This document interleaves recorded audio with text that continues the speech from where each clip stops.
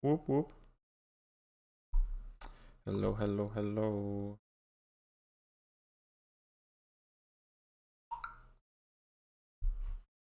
Hope you can hear me and the game.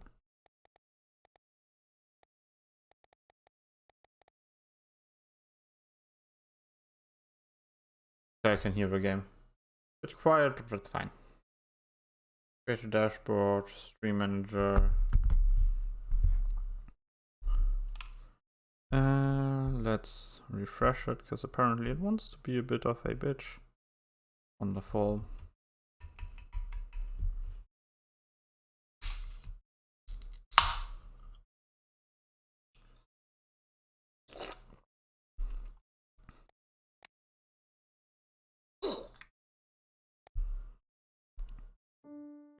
Okay. We played yesterday some. Now it's time to finish the game. We caught the sniper. And the cutscene would start now. So let's just play.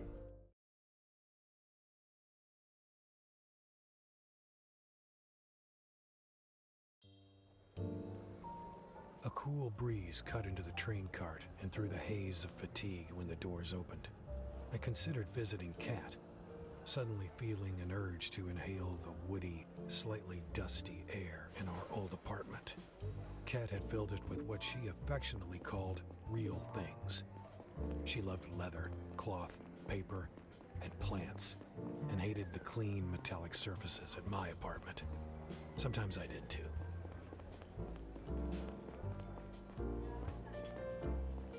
Well,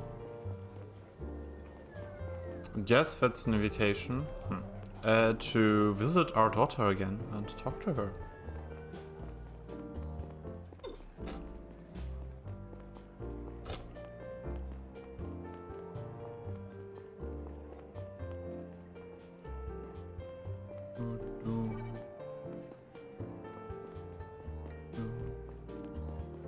Rough day.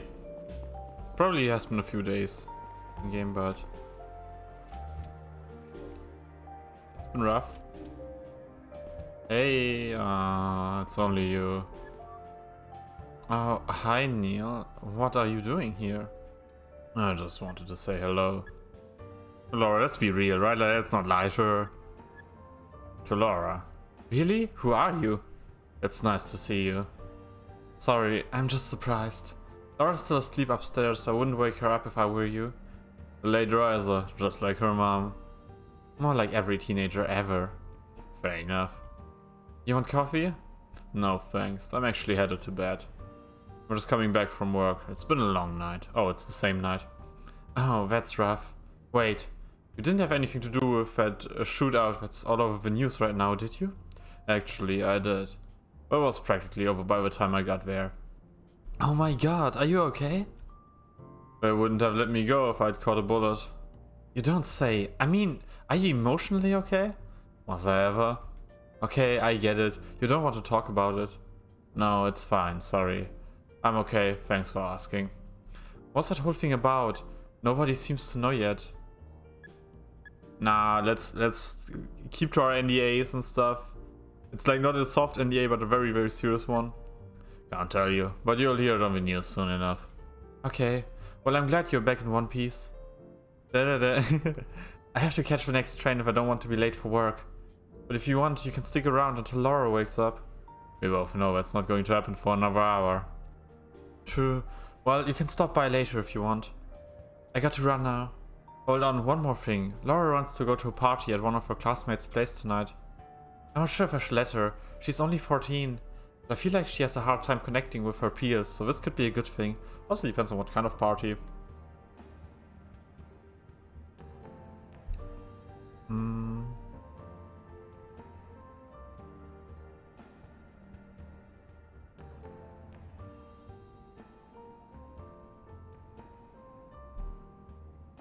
One sec.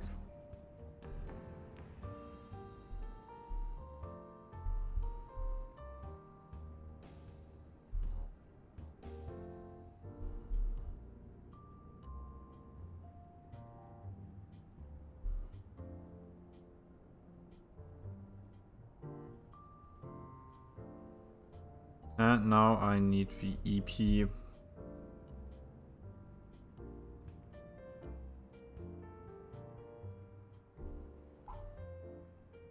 Yep, sorry. What do you think? Honestly, let her go. Oh, 14 is young, but like, I don't have enough information, but let's let her go. Let her have some fun. Laura's very mature for her age. I'm sure she'll take care of herself. Yeah, you're probably right. I shouldn't be so anxious. Oh, I killed Laura, didn't I? See you, Neil. Please don't get hurt yourself, shot.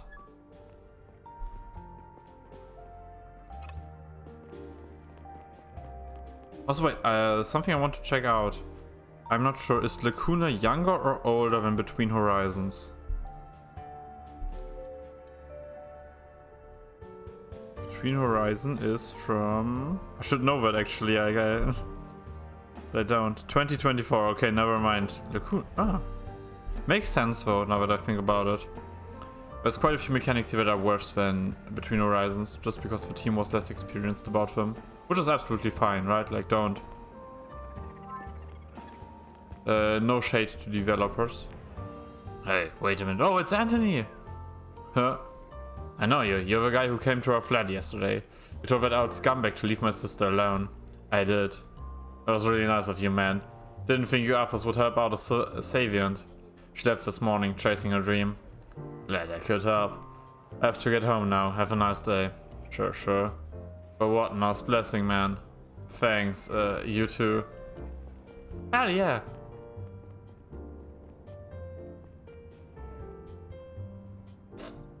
I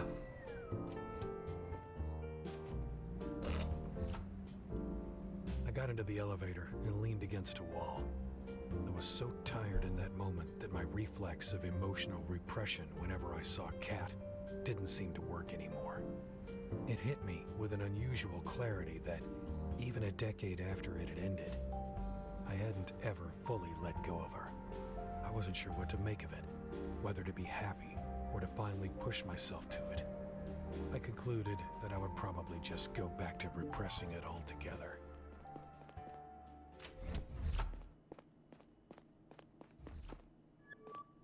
Hey Horace, how's it going? Pet? More pets? Nee. What do you mean stop? No, you don't stop. Can't.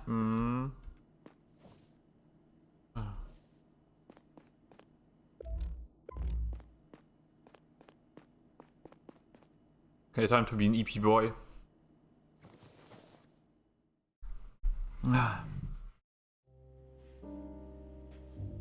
Waking up in the early evening was disorienting. I sat up on my bed and allowed the memories from the previous night to pour back in. Banny's body, the hotel, Lila, the shootout. I tried to put it all in an order that made sense and got on my way back to work. A hint of the good mood that had overcome me outside of the villa returned. Once again, it stemmed from what had made me join the CDI many years ago. The feeling of doing something instead of taking a back seat and waiting for death.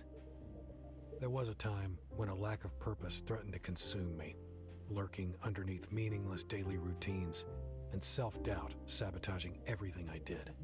Walking among the people outside, I felt even more alienated than usual. It was like they lived in another reality. Many were just getting out of work, looking to do some shopping, meet a friend, have a drink. Maybe I would find my way back to that reality one day. I wanted to, yet at the same time hated the thought of it. Honestly, I like Neil. I think he's very nice. Nuanced character so far.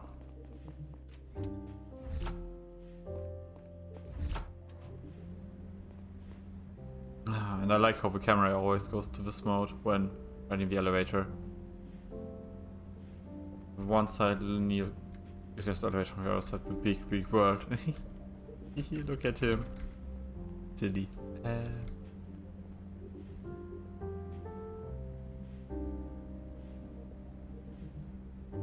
I think I was supposed to actually drive the elevator down while he had a monologue. But yeah, it's absolutely fine that people have aspirations in life in that regard. needing a certain lifestyle, needing change. Can't I?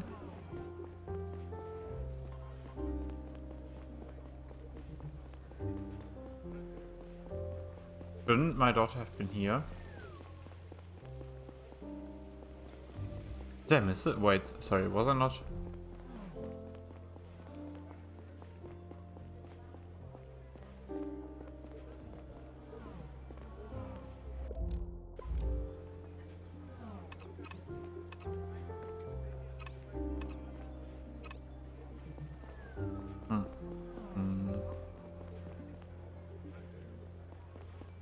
Well, I guess he doesn't want to talk to Laura.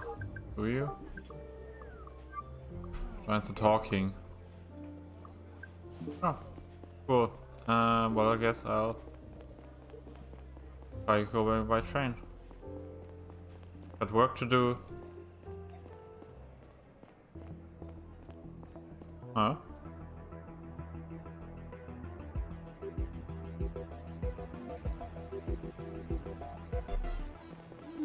What's that? Hello, fellow citizen. We are the liberators, defenders of progress, freedom and reason. These values have been integral to our society for centuries. But lately they have increasingly come under threat. Religious radicals, calling themselves the Savient Front, are aiming to establish a theoretic government on Dracovia. Theocratic. The Savient faith is based on superstition and rejects science, to the point where it endangers the lives of everyone under its thumb. We all saw 4 decades ago today what happened. When a Savient state is left to its own devices. We can't let history repeat itself. We demand President Robertson end this madness now. Put a stop to all independence talks and reinstate full Garian rule. We remove the radical Savient Joseph Benny to get this started. If you do not start implementing measures to meet our demands, more Savient lives will be spent to protect our collective futures. The Savient population on Gara will be taken hostage, until the Garian population on Drovia is guaranteed its freedom. We must stand up for them if our government won't. Await our next move within 48 hours. It won't be as silent as the first one. Okay. But what about Tony and... Conrad, did you see that? Yeah. It was on all screens across the city. Come to HQ immediately.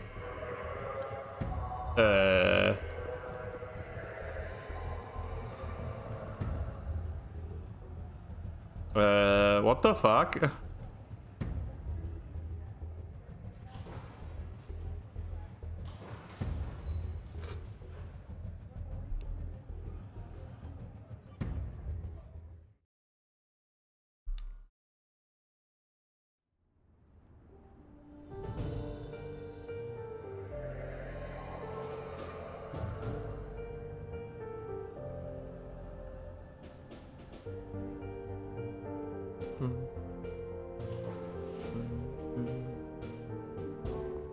Okay, holy fuck.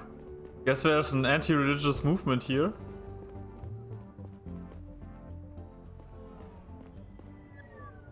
Gary, what are you doing here? Thinking. Strange how the city looks the same as always, as if nothing happened. Well, that's a good thing, right? Fucking liberators. Ridiculous lame. From whom are they liberating us? From a handful of superstitious lowers? Pathetic bullshit.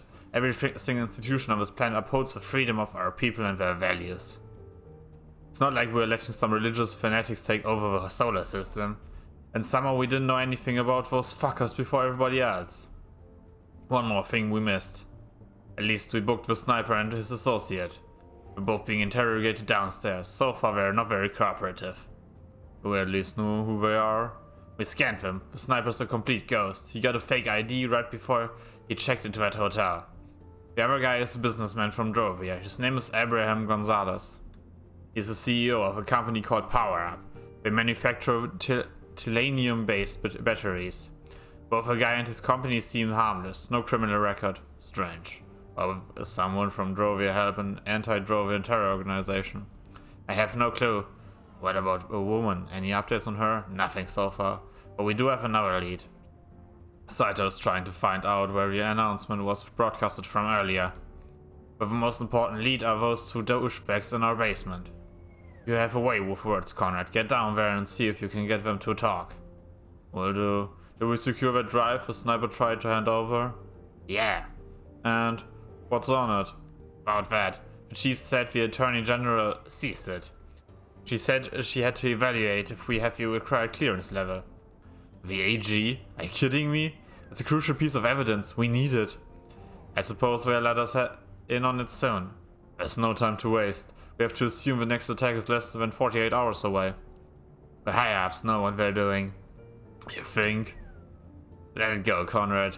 Go talk to the chief yourself if you have a problem. Ah, and one more thing. There's an article about Gonzalez company in the news today. You might want to download it and have a look. Okay.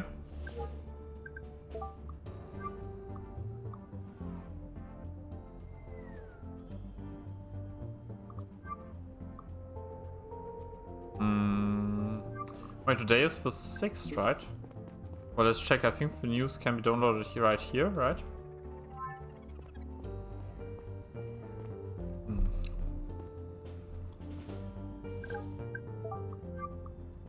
It's no secret that Drovian-based Power Up, one of the planet's most important battery producers, has been facing monetary difficulties for several months now. Technological developments over the last few years made titanium the most efficient material to build high-performance batteries, overtaking lithium and others by far when it comes to battery life and weight. However, since Drovia is a Garian colony with no economic autonomy, Power Up doesn't have the right to buy its titanium directly from the mining companies based on Drovia.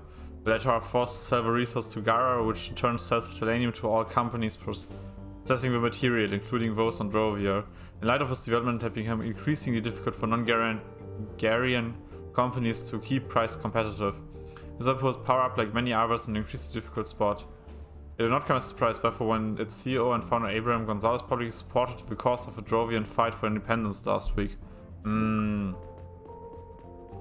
Yeah. I see. What's up, boys? Can't take the elevator. Well, let's go downstairs. Hey, Holloway. I've been told that our guests are eagerly awaiting me. They sure are. I suggest you talk to Gonzalez first. It's the usual rich guy crap with him. He's going to be surrounded by lawyers in a few hours. At that point, it's going to be hard to get any more out of him. Oh, for fuck's sake. Why is it that people can just buy their way out of here? We're lucky he's from Drovia, so he doesn't have a lawyer here yet. Sorry. But he does have a Drovian lawyer on the line right now who's going to annoy the hell out of him. He's somewhere in space and has a communication delay of about 30 seconds from what I understand. So if you want answers, you better have a strategy to make him talk quickly. Because you can be sure that lawyer is going to shoot your questions down once they reach his ears. He's also going to call you on your bluffs, so be careful. Got it, thanks.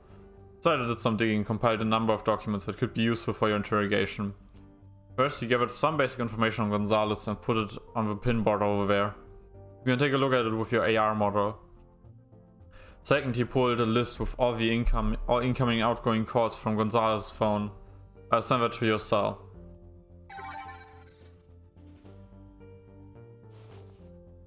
Give it a read, and if you have any more evidence that incriminates our guy, go over it before you go in. Ah, well, thank you. You're welcome. Let me know when you're ready. Oh. So. 1790 New Joran single Savient Drovia Sector 1 since he became 40. Degree in engineering at New Joran Elite University, Piston College for Engineering Business, trainee on Drovia, Foundation of Power Up, DE grant for young founders, CEO of Power Up. Okay. And the sir records anonymous, anonymous, outgoing, incoming, incoming. Huh. Fascinating.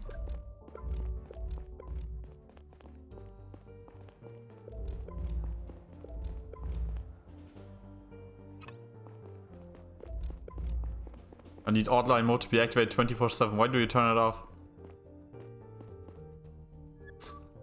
So are you ready? Not really, but let's go. I am. Alright, I'll unlock the door. Good luck.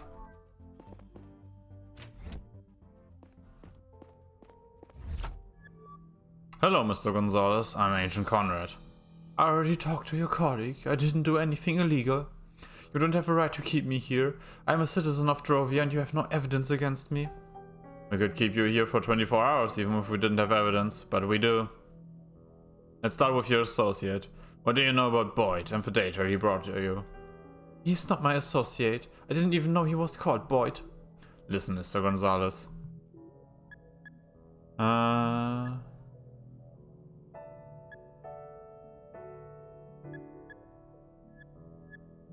know you had a phone call with him last night. We have Boyd on record talking about the handover of some data storage module on Joris Plaza. He explicitly said that he called the person he was going to meet at 11 last night. You have an incoming call at the exact time from... an anonymous number, I think. I didn't check it enough. An anonymous number.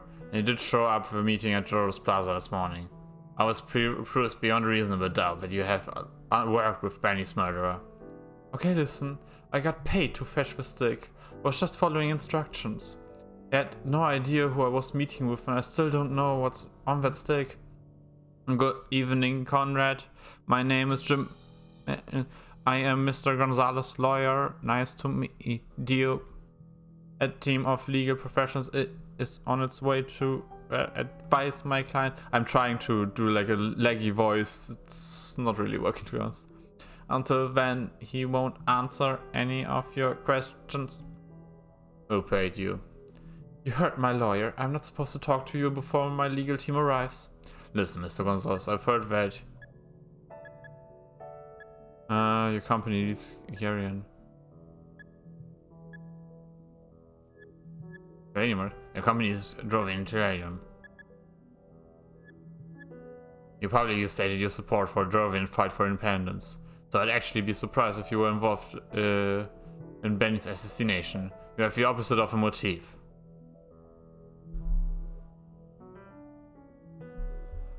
Yet here we are, but you still have a chance to clear your name.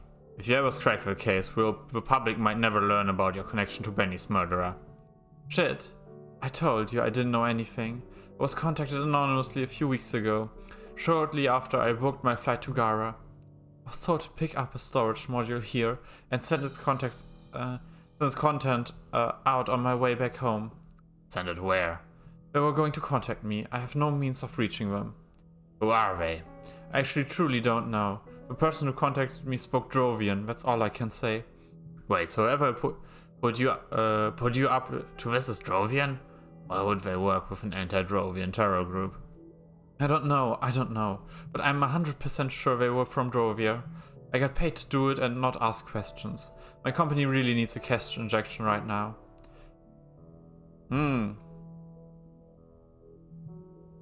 Mr. Gonzalez, I urge you to stop answering questions before your team arrives. You are complicating things for yourself and for us. My god, calm down. It's not like I've said anything that incriminates me. But he is right. I'll wait for my legal team to arrive. Fine.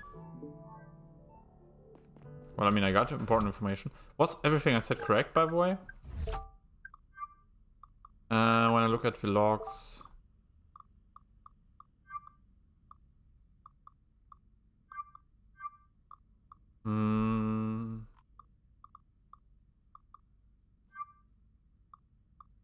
We had the talk with Lila, no, with Brindle.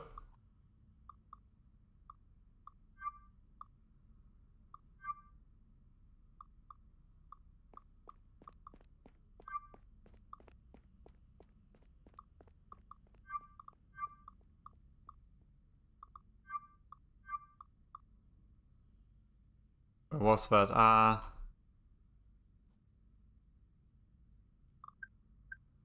Wasn't my sheet clues?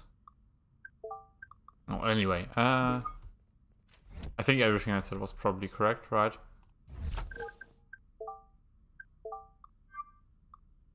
Ah, here it is.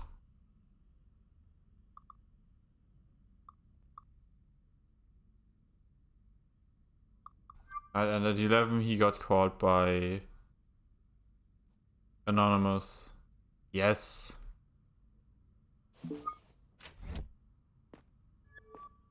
So, how did it go? He doesn't seem to know much, which in itself is interesting. Well, it's more than nothing. Good luck with the other one. He's a tough one not to crack. Hasn't said a single word yet. Not sure if he has an emotional reaction to anything. We know nothing about the guy, he's a complete ghost. If you have any evidence that could be useful though, you should go over it before you talk to him. Let me know when you're ready. Well...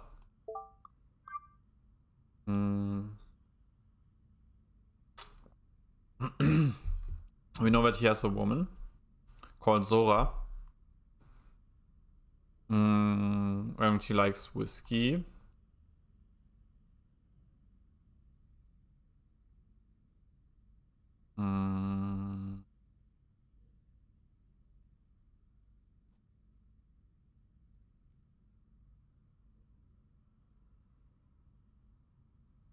So.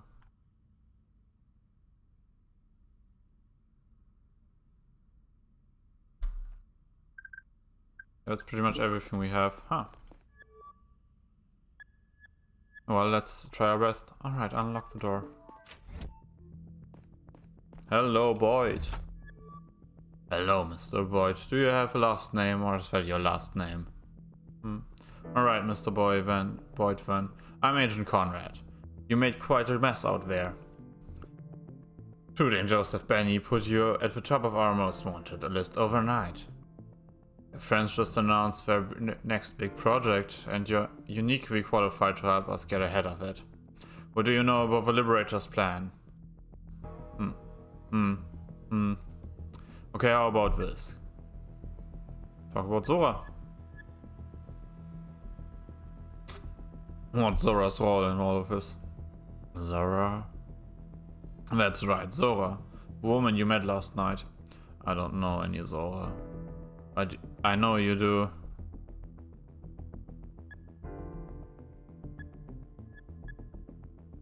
Did you ever meet before last night? Okay, I don't have time for this right now. Let's continue our conversation soon. Did I fuck up?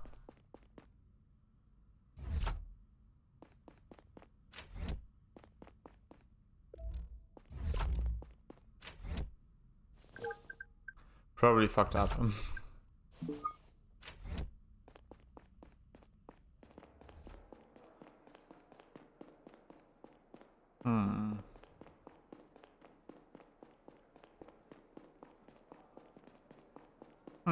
Okay, cute little visual. And news? Fucking liberators, exactly. Probably should have talked differently to him.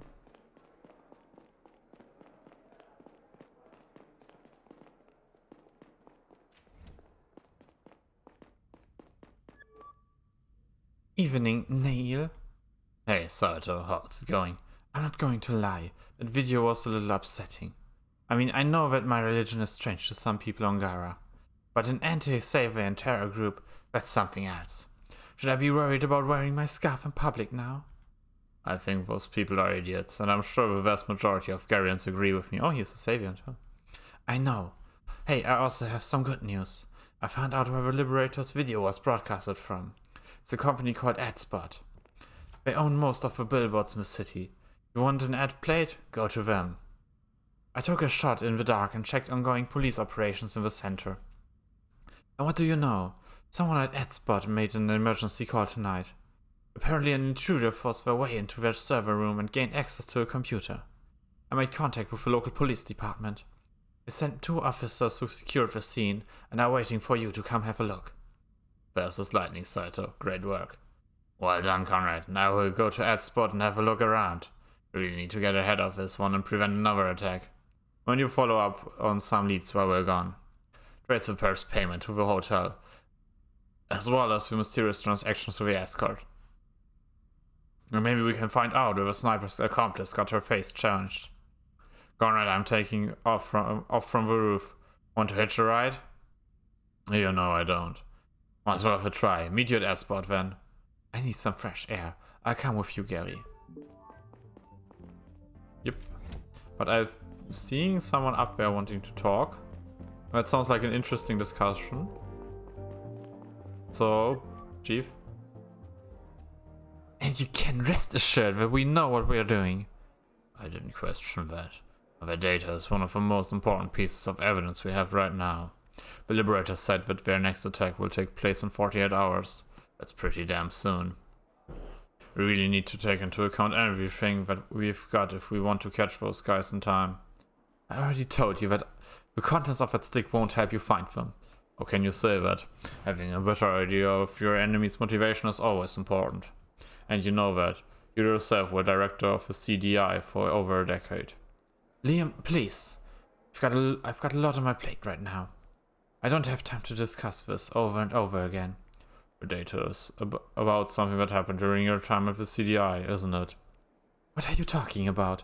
I looked at my cell history and saw which folder that woman navigated to. I don't have the access rights, but I'd like to know what is in there. There was a lot going on in 18-0. Let me be very clear, Liam. I can't work with a chief who doesn't trust my judgment and questions my orders. We've been doing this for a long time, Emilia. I deeply respect everything you have done for the Bulgarian state. But as CDI chief, I see it as my duty to protect all Bulgarian citizens. And I'm sure that's in your best interest as well. I don't have time for this now. I'll let you know what the next steps are going to be. Good evening, Agent. Good evening, Chief. Agent Conrad, how can I help you? About that data. I should have gone up and talked to them and then talked to... about the data on the storage module. Gary told me we didn't have any access yet. Yeah, that's correct. Makes no sense. Honestly, I don't understand why parts of the puzzle are being kept from us. It makes no sense. I agree. Listen, Conrad, I'm currently trying to find out what that data is about and why we don't get access. Now you have a suspicion at least. You know what was on your cell when it was accessed. The data was on the CDI network, and apparently it was something I don't normally have access to. Until I know what exactly we're looking at, I'd like to ask you to respect the chain of command. Aye. I'm getting an important call any second. We can talk later. Never lucky. But sadly actually valid. Anyway.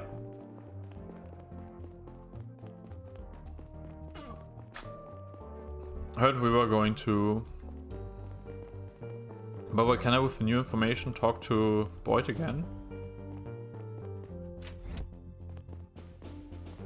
Nope.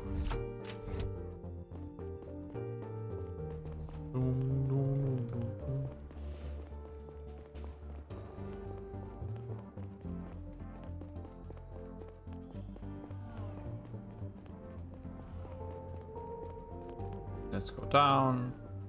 I like how Neil is always a train guy and never goes into a car. Interested in hearing the reason for that.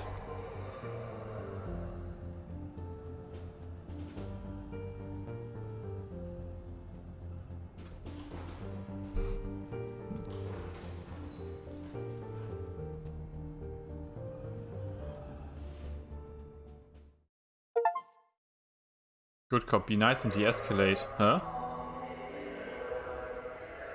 During the train ride, every screen in the city had been playing news reports about the Liberators' announcement.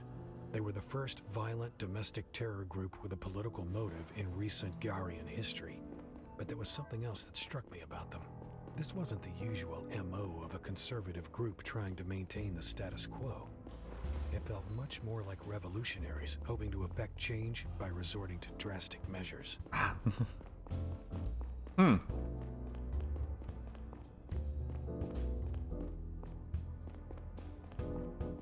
Fascinating.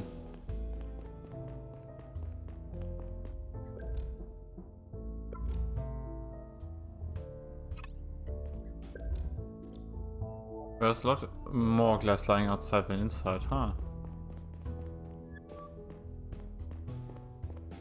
And he seems pretty nervous about his boss. Hey Conrad, this Officer Wong. My colleague Neil Conrad. Thank you for filling me in, officer. We'll take it from here. Conrad, the security guard who called the police, is still inside. Let's go talk to him. He works for a security firm named Cox. It was contracted by AdSpot to monitor the office at night. I already informed the CEO Albert Cox about the intrusion. Or rather, his secretary. She told me he's been at a business meal since 1730. But she said she's asked him to return to the office for questioning soon. First, let's hear what the guard has to say. I'm not panicking. You're being careless. I want you to promise me that you stay home today, okay? The officers are here. I'll call you back later. Good evening, Mr. Brown. We need to talk to ask you a few questions. Officers, I really don't understand how it happened. I was just getting a coffee in here and then... I mean, I can't have an eye on all the rooms at the same time, right? It wasn't my fault. Calm down, so we're not accusing you of anything. My boss won't be happy at all when he hears about this. Could you tell me what happened from the start? The broadcast began around 18. Where were you at the time? As I said, I had left my post at the front desk for a short break and was having a coffee in there. I heard the sound of shattering glass and I ran looking for noise. When I arrived in the server room, I saw the broken window and the video playing on screen. I stopped the broadcast as quickly as I could. It all took just a few seconds. Hold on. They managed to climb in, log into the computer and start that video within a few seconds? It seems that way. Did you see anyone when you entered the server room? No, it was empty.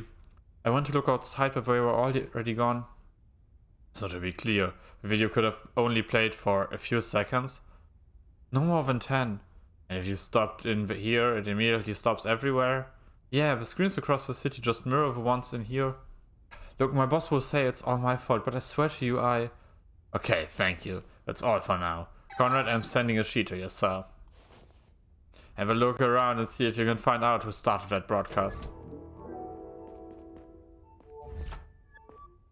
Excuse me, Mr. Brown. What's your relationship with your boss? What's your relationship with your boss? Honestly, I can't say he likes me. I think he's been looking for a reason to fire me for a while. I think I only got the job because of his top men vouched for me. I see. Anything else you want to know?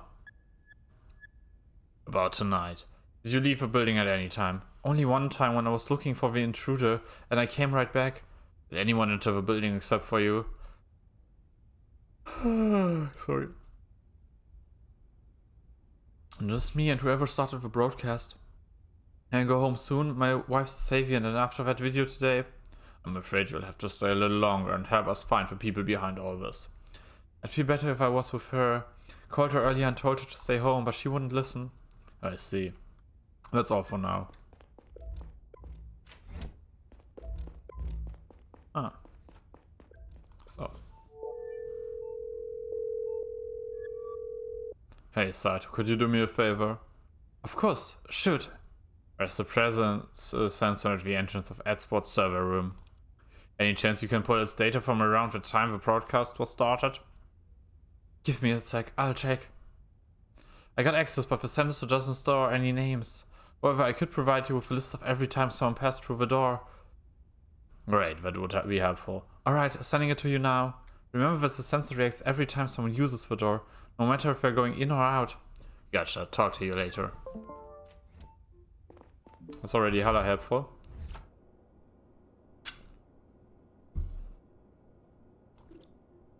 It's on the computer they use to broadcast the video. Looks like someone smashed the server room window.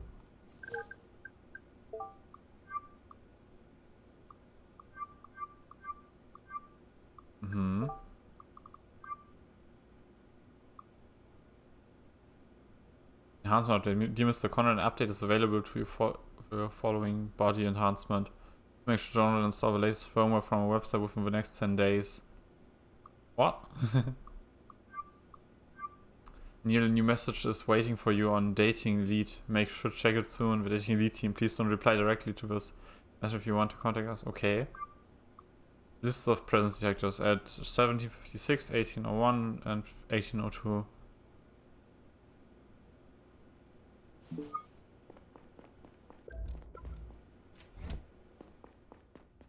I mean, so far.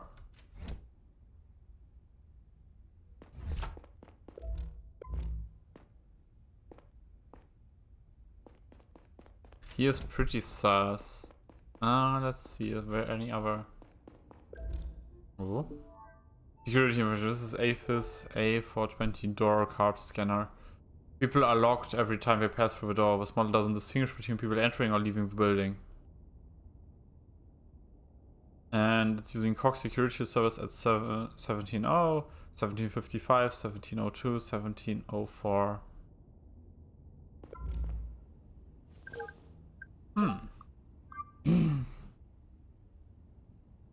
1756, 1801, 1802.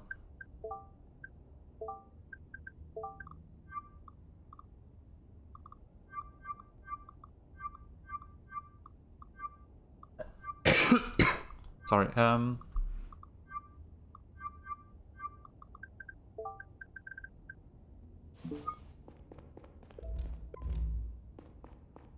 Sir? What, sir?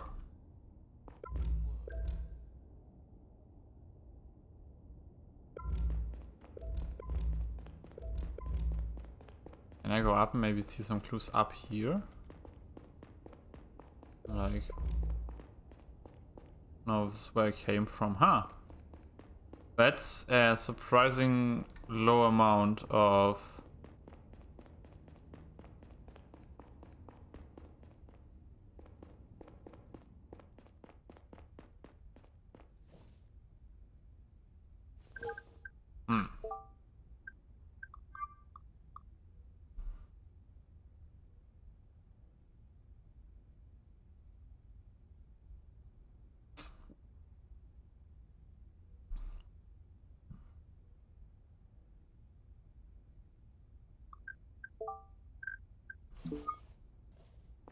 Let's actually go outside again and check this one. 17, 55, 18. Oops, no, sorry. Ah. So I'm looking at the email. It should say show everything from 17 to 1845. At 17 he entered, or security services entered, and then it entered 3 more times. Or entered or left the building 3 more times. However, he said...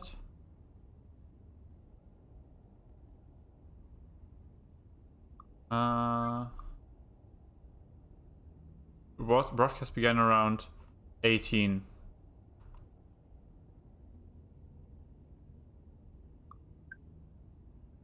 He was inside, he took a break in the room.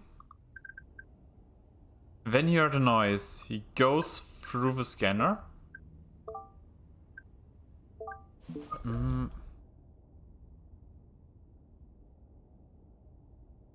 He leaves 5 minutes before for no reason, or someone entered someone else. Which is what's confusing me so much. Brown, it might be Brown or Cox. I have no clue.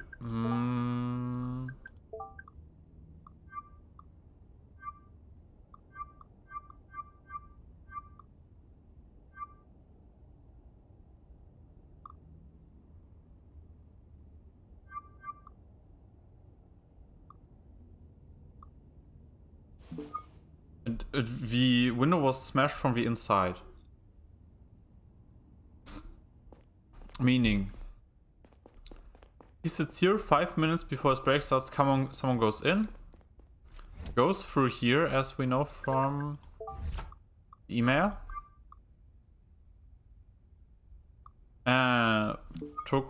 uses 5 minutes to set this up. It starts.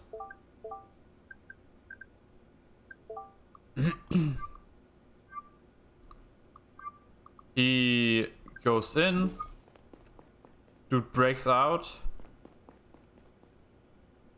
Brown goes out a second time, which is the 1802. Leaves the room at 1802 because he is checking. He looks outside, doesn't see anyone, and goes back in. Which means the only person that could have done it with the way I'm describing it could be Cox. Because he has the...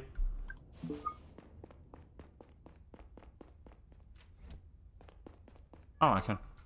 Excuse me, Mr. Brown. Anything else you want to know? I saw that you used the door card to enter and exit the building. Yeah, Cox Security has 2 door cards for Adspot. This one and another one in the locker at our office. Only our boss, me, and the other guard assigned to Adspot can open it. 3 people. I'm clearing up Brown, he's cool. They're not personalized or anything, we just grab one at HQ before we come here. Who is the other guard? His name is James Moore.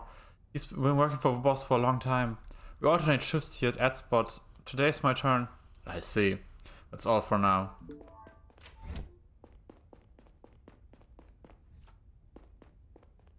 The issue is, currently I could not tell you if it was Moore or Cox, because both of them have access to it.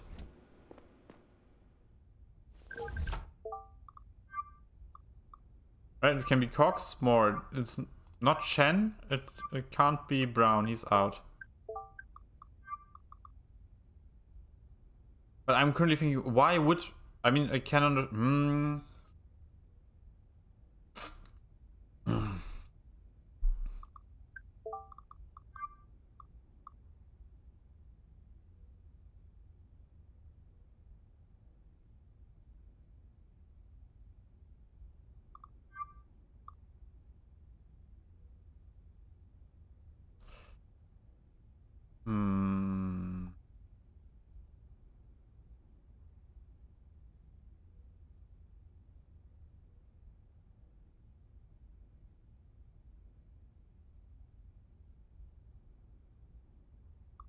And we know from Brown...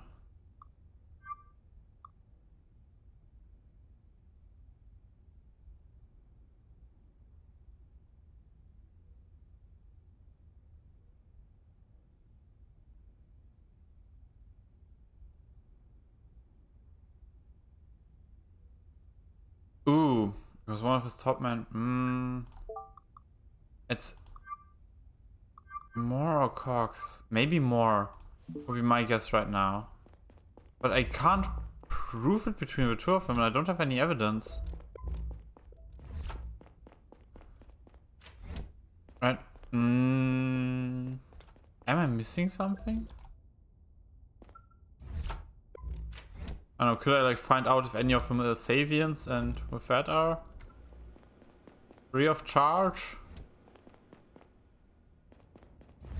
I'm not seeing any sort of evidence anywhere.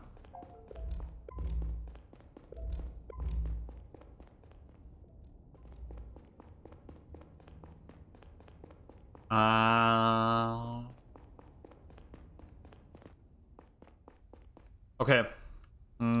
Since I want to do like the all results gotten ending and stuff, I'm going to Google it. But I'm now going to say openly that my guess would be on Moore. That basically Moore got him into that job to put this on him and not have a shift at that time. Kuna.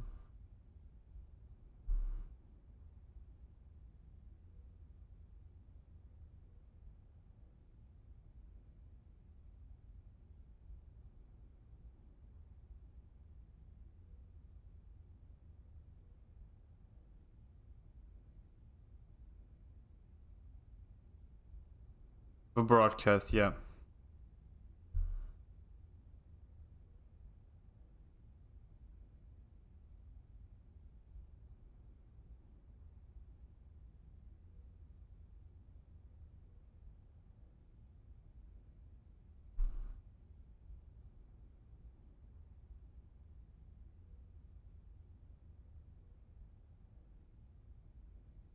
Okay, the answer is more, but it... Okay.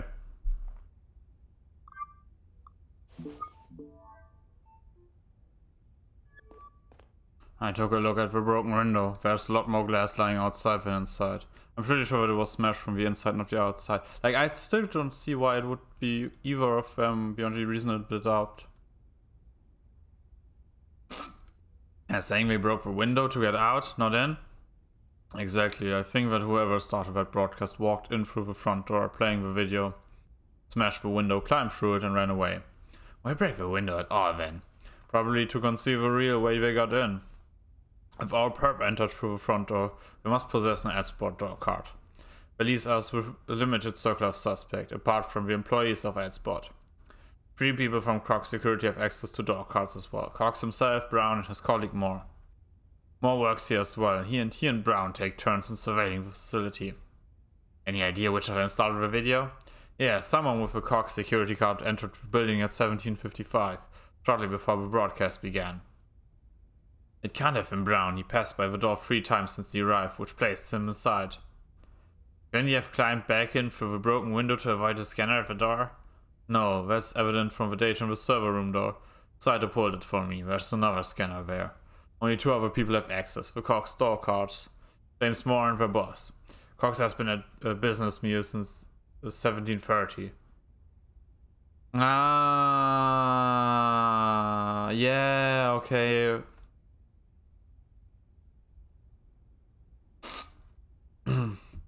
But I thought Cox was... Okay. I thought the security company was like an external thing. And the boss of AdSpot was a different one than the boss from the security company. Ah.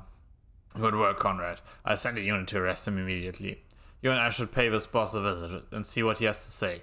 Should be back at his office by now. I sent you Cox's address. Get on the train to meet you there. Roger that. Okay. Nah, then. I guess you can take it on me. I don't know why I made that connection, though.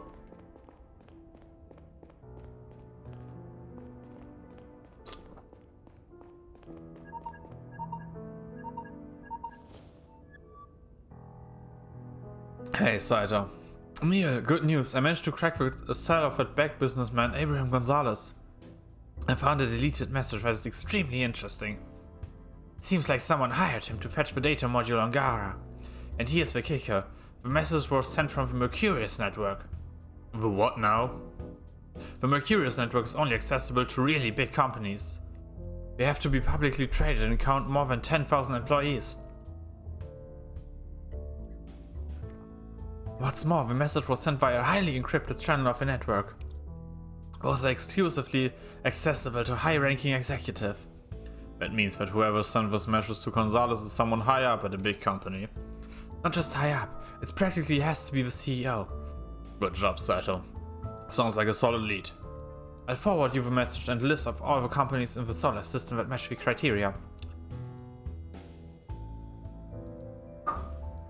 I'm also opening a sheet about who's behind the Liberators. Oh, and one more thing. I also managed to extract a message from the sniper's cell. Looks like it was sent to the woman who stole the data from our chief. You might want to have a look at that as well. I'll forward it to your cell. Copy that. Talk to you later. Well.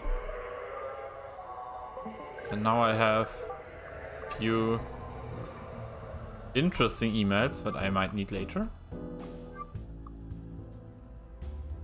Okay, those are a lot of names. And Liberators is a lot. They are based. They belong to a sector here and specialize in. Or whenever I find stuff out, I'll put it on there.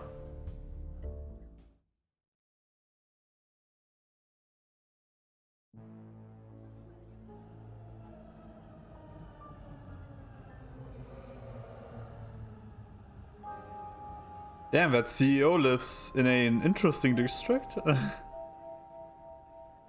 I mean, I get it, right? Like, if you are a high-ranking person in Frankfurt, you also live at an interesting place, so to speak. A friend of mine works at a very big company that is... Sorry, a very big company that is very close to the Frankfurt Central Station. And they are very ashamed whenever they have like guests over or whomever. Then show them what Frankfurt really looks like. Hey Gary. Conrad, I'm having car troubles, but I'll be there soon. Car troubles, huh? Save it, Conrad. This is literally the first time you got somewhere faster than me. While you were waiting, you could swing by the restaurant while Cox presumably had dinner and check his alibi. We asked for them to send our tonight's surveillance footage. They said that their camera is unfortunately broken right now. Seems to be one of those locations where privacy is part of the service. The restaurant is on a layer above Cox's office and the train station. Go upstairs and take a lift. You could have a chat with his wife if she's still there. Her name is Yvonne Cox. Roger that. See you in a bit. I'll give you a call when I have an ETA. No cigarettes for you.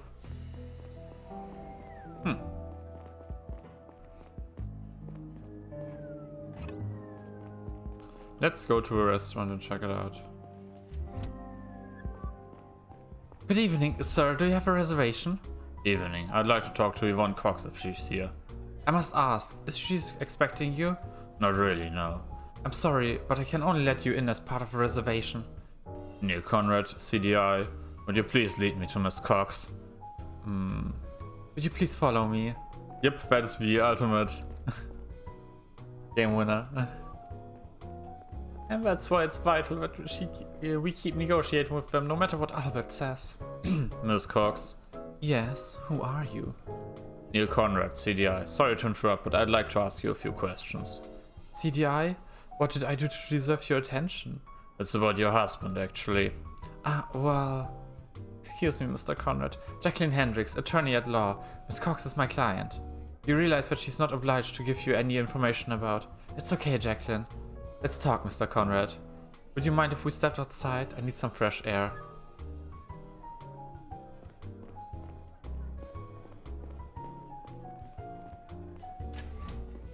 Jacqueline is a little overprotective sometimes. That's how you know a lawyer is worth her salt. You said this was about Albert? What is it you want to ask me? I was wondering if you could tell me where your husband was around 6 o'clock tonight. We met here with Jacqueline at 17:30 and discussed some business decisions over time. About half an hour ago, Albert got a phone call and excused himself. Well, was us. Sorry for interrupting your dinner. Did Mr. Cox act strange in any way over the last few days? I have no idea. Last time I saw him before tonight must have been 2 weeks ago. Albert and I don't live together anymore. We have all but separated. You're getting a divorce? Maybe. Would be very complicated for our business. I see. Well, that's all for now. Thank you for taking your time. Well, that definitely clears his alibi. Gary, what's up? I'll be there in 10 minutes. What about you? Did you talk to the wife? Yeah, she corroborates his alibi. Do you believe her? I didn't have the impression she would like to protect him. The marriage is apparently more of a pragmatic arrangement at this point. I see. Listen, I got bad news. Marston's home. He's on a holiday according to his wife. She said he went to Minami Tree Resort. We're currently trying to confirm this and get a hold of him. Why don't you go talk to Moore's wife? See if you buy that story.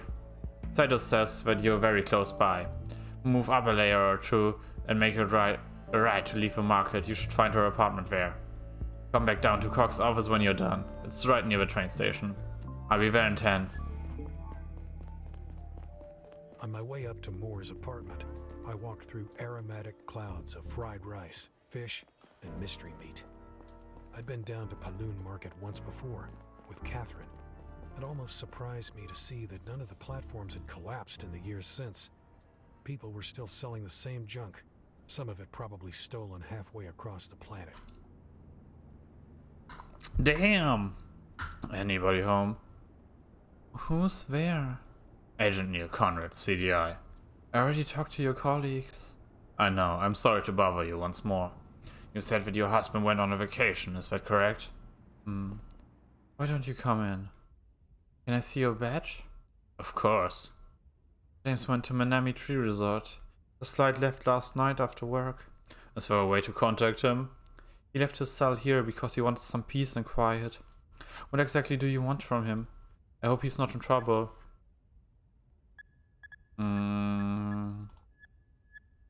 What would you say that? Does he get in trouble a lot? No, not lately.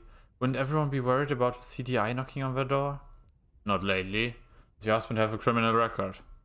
He made some mistakes years ago, and he did his time for it. What did he do? Boss asked him to make a delivery of illegal substances. James got caught, and his boss said he knew nothing about it. Who was his boss at the time? Not Mr. Cox, I suppose? Oh, it was Cox, alright. James was in prison for almost a year and went right back into working for him. He didn't hold a grudge at all? Let's say he didn't have much of a choice.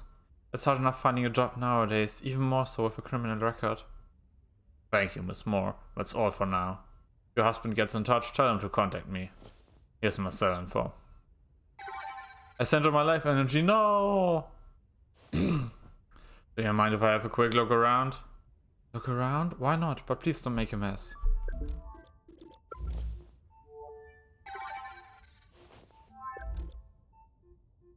Oxydenol, a highly addictive substance used in long disease treatment.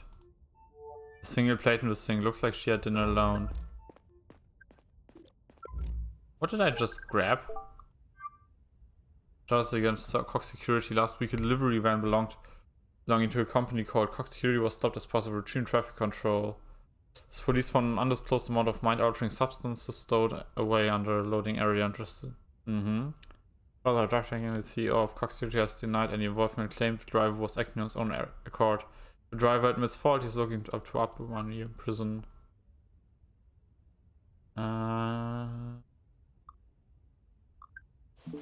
Okay. Excuse me, Miss Moore, I have another question. Why did you frame those 2 articles? They're important to James and me. They remind us of things we shouldn't forget. What things? I'm sorry, but that's really private. Did I ask you to leave now? I'm tired and need some rest. I see, thank you.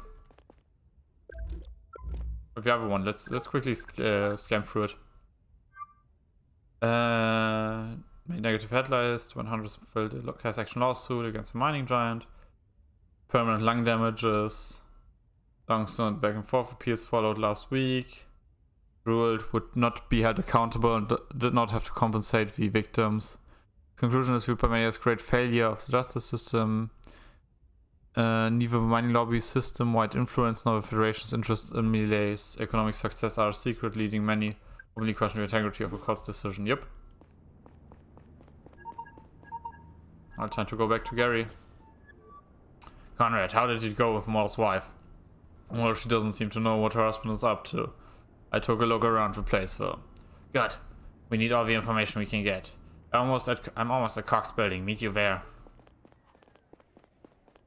Oftentimes in our investigations, the obvious solution would turn out to be the right one.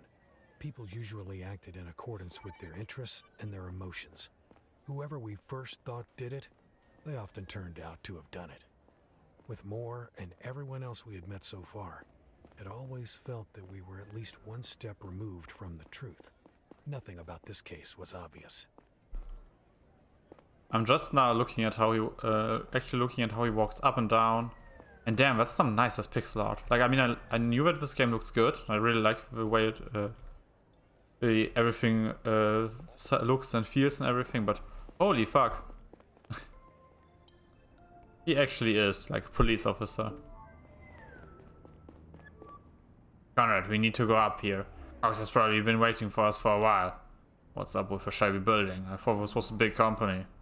This is just one of her bases of operation, apparently. Listen, Conrad. I just got a call from the AG. She ordered us to arrest Cox. What? From the AG herself? Why? I thought we were just going to question him. Did you tell the AG we don't suspect Cox of starting the broadcast? I did, but I guess there's been a change of plans. Why does she want us to arrest him? She said that we have strong reason to believe that he is part of the Liberators. Did she bother telling you what she is basing that on? No. No? We don't have time to waste here, Conrad. Let's go get him. Do you want to do the talking? I'll see if I can have a look around in the meantime. Sure. I don't think he's going to give us trouble. But keep on your toes. He's big in the security business after all. Doorbell, very low tech.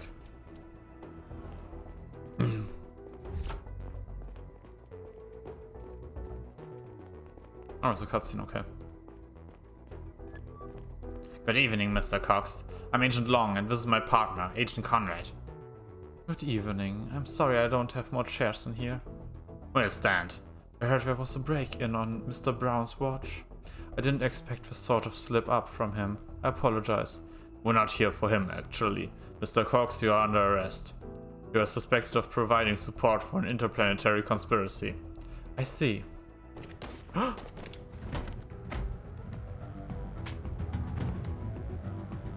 Shit, Gary!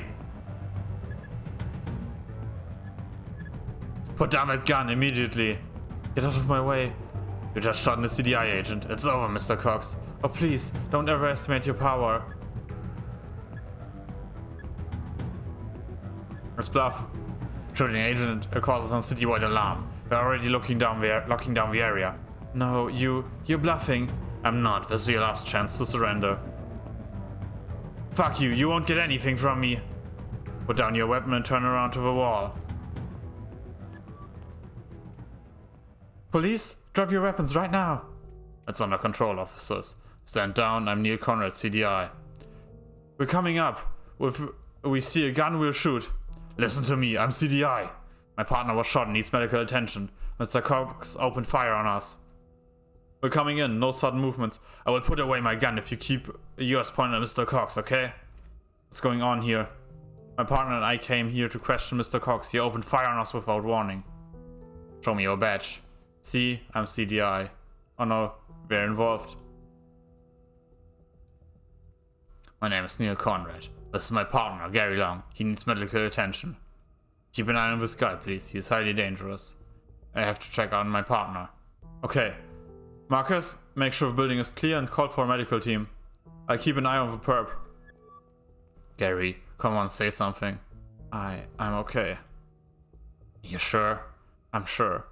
He just hit my head when I fell. Oh, thank fuck. You're wearing your vest. Always when I'm in the field. I see your friend is still alive. Going to be an interesting talk later. Whew, lucky that bluff worked. Fuck you. I'm not going to tell you anything. I was not ready for that. Fuck. Neither was I. We should have been more careful. Looks like the AG had a point when she asked us to arrest him. I thought the higher-ups know what they're doing. Let's have a look around.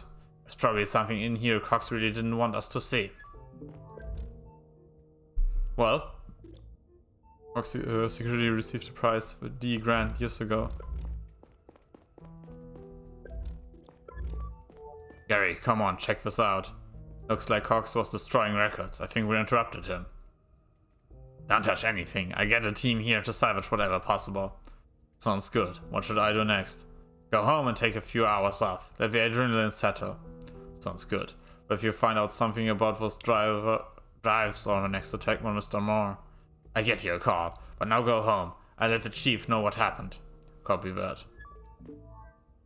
I'm very sorry to tell that Mr. Cox's wife. Can I? Ufumasa. Let's search them some more. Work schedules and information.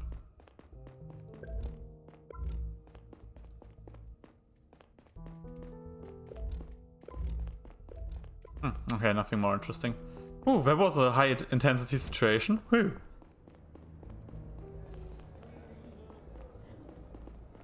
But we got through it. I think I chose the right answers. Because I didn't have to shoot someone and kill someone like I did in Between Horizon.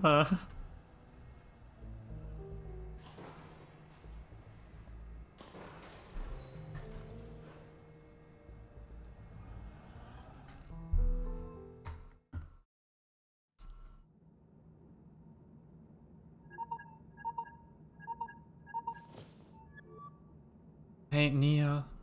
Hey, Kat, everything alright? No, Laura's disappeared. What do you mean disappeared? I let her go to that stupid party, but she promised she would be home over an hour ago. Have you tried calling her? Of course, but she's not answering. She's probably having fun and forgot the time. But why wouldn't she pick up? It's not like her. Maybe the music is too loud. I'm sure she'll come home once she realizes you tried to reach her. She won't want you to worry for too long. Alright. Hey Neil, you want to swing by for a glass of wine? I'm on the train right now on my way back from work, and I'm pretty tired. Is it okay if I swing by spontaneously? Oh yeah, of course. I'm sitting here waiting anyway. If I'm too tired to come and she's still not there in an hour, give me a call, okay? Okay. We're going to visit Catherine and talk to her.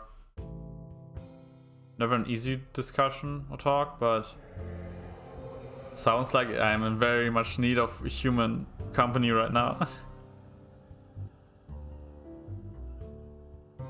This would be a scene where you'd go home to your wife and kiss her and be thankful that you're still alive, because it could have changed the time. But hey. What's the worst that could happen to him, right? Leo's not going to die, he's tough nut.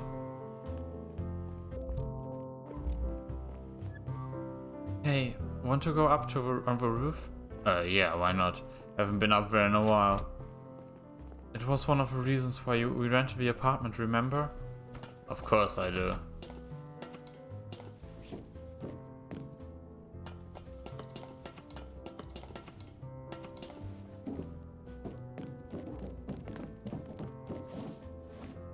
Getting excited about things, it's so easy when you're 24. Not offering a cigarette, I'm not smoking. So, how's life going?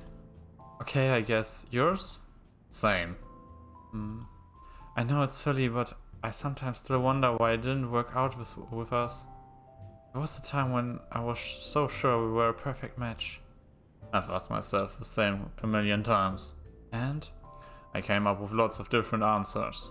We were too young for a kid. I was too focused on my new job. My place was too small. I wanted to find one good reason to explain it to myself to make sense of it. But honestly, I think we were just bad at it. We couldn't stop fighting about the same small bullshit. And we kept hurting each other for no reason until we reached the point of no return. That's it. Maybe you're right. But that's sad, don't you think? Yeah. Oh no, it's a bit... Don't worry too much about Laura. I'm sure she is fine. You should be happy for her that she's having a good time at the party. You said yourself that she had some trouble fitting in with the other kids. Yeah, I know. It's just, I think about the shit I did when I was her age. That's probably why I worry so much about her. But you turned out okay, and I'm sure Laura will too. She's smart. I can barely keep my eyes open.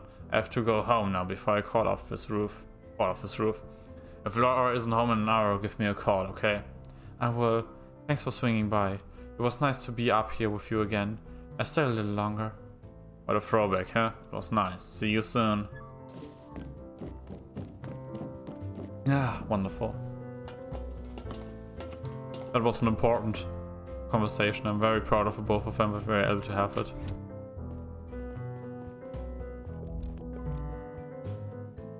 And I hope that Laura is fine, please.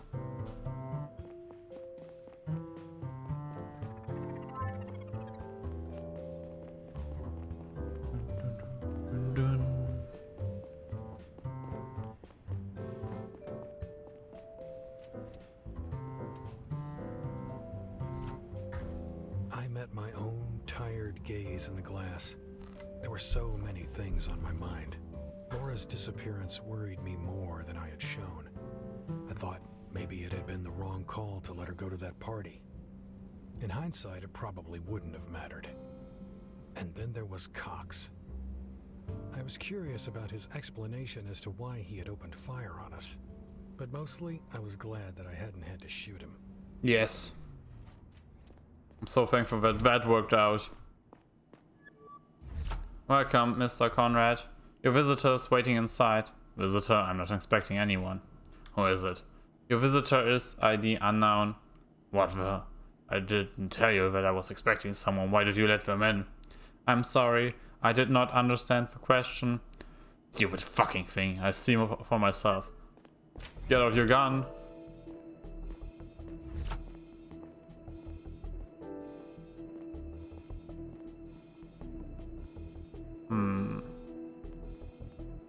Can't pet horrors. Oh shit, this is serious.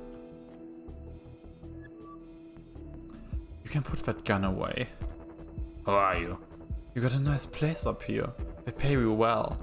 Show me your face. Turn around. Okay. Lila? Who? Oh right, my face. I don't like it, to be honest. Wait, it's you. You're the one who assaulted Lila. I'm Zara. Nice to meet you. Slowly put your hands up. I'm here to talk. Put your hands up or I'll be forced to shoot. Nobody's forcing you to do anything. You can make your own decision.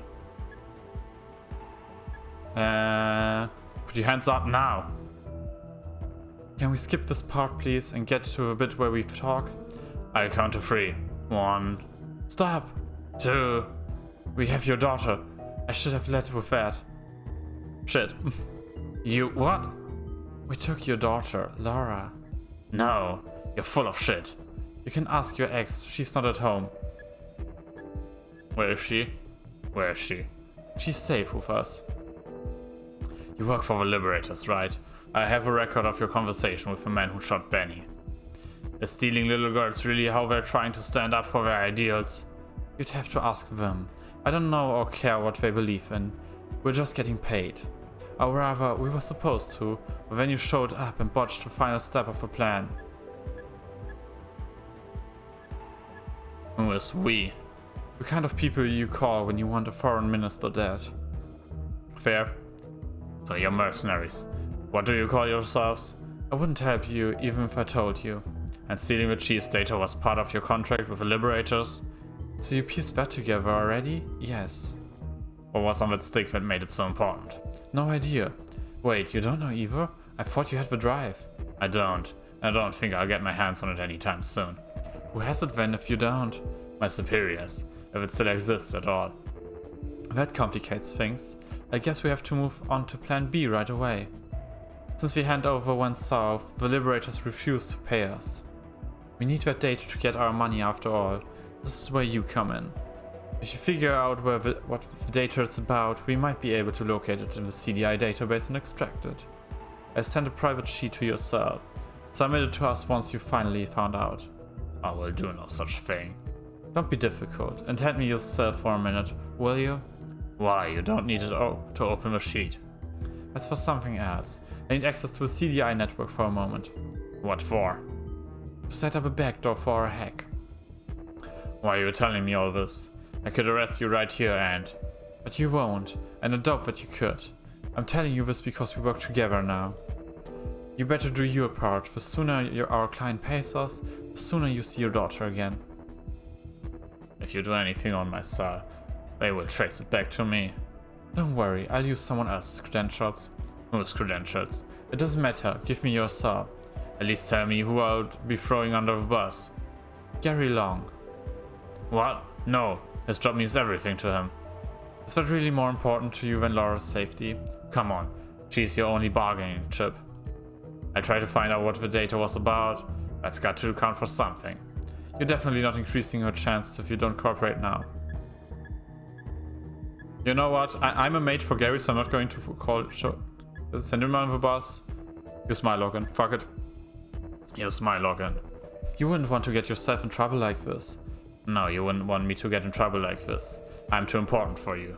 So we agree it has to be your colleague's credentials. Fuck! No, use mine. Use my credentials or I'm not giving it to you. Fine. But my boss won't be happy about it. This wasn't the plan. Sounds like a you problem. Done. So that's it then. I gave you access and I'll tell you all I find out about the data. I let Laura go now, right? This was just the first step. If you keep cooperating, you'll see her again soon. Please, just let her go. She doesn't have to suffer like this.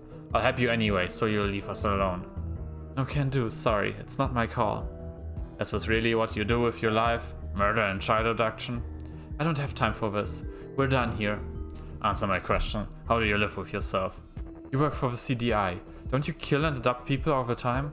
Spare me your moral relativism cram. Relativism cram? Relativize. I don't know how to pronounce that word in English. I'm not a mercenary. Sure you are. CDI is trying to do the right thing. You do whatever the highest bidder tells you to. The right thing? What kind of childish nonsense do you believe in? You don't have to believe in anything to not be evil. I don't believe in anything in particular. And yet here you are talking about good and evil. Because we know what that is. We have intuition for it. Bullshit, there's no such thing. We invented it. No, no. Look this lizard over there. He's my friend. He has never done anything evil. He can't. All animals just do shit for a while, and then they die. Look, are you trying to keep me talking? You can't pretend to not care about anything. In fact, I know you do. You were separated from someone you care about. What are you talking about? The sniper we caught. You care about him, don't you? You wanted to start a new life with him. You want to start a new life with him. It's none of your business. But it's funny you mention him. Thanks to you and your colleagues, I won't see him ever again. Didn't you just tell me it was bad to put people against their will? My daughter harmed nobody. Your friend killed someone, might start a war. You know what? I'm not gonna be that guy. I would gladly trade him for my daughter. And then be like, hey, and now you're under witness protection and you can live a normal life and be happy together. Maybe we can make a trade. What trade? Don't try to fuck with me. I know he's never getting out of there. Probably not, but I could deliver a message. What do you want in return? Promise me to keep Laura safe. Promise that I'll get her back when this is over. That depends on your actions. But I can promise that we'll actually let her go if you work with us. Alright, what's your message? Tell him the moon rises in the south. Okay. I'll be back with more instructions. Damn. As soon as the woman disappeared into the night, my facade slipped and I nearly collapsed on the balcony floor. I took out my cell with shaking hands and tapped on Laura's face in my contacts. Maybe. She didn't pick up. I resisted the urge to call Catherine next. I couldn't just tell her about what had happened. She knocked on my door in the early morning, but I didn't open.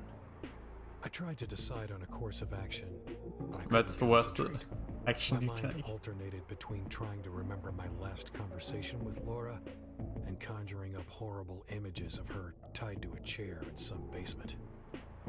Sometime later, my alarm rang. I got up to go to work, not sure if I was ready to talk to Kat.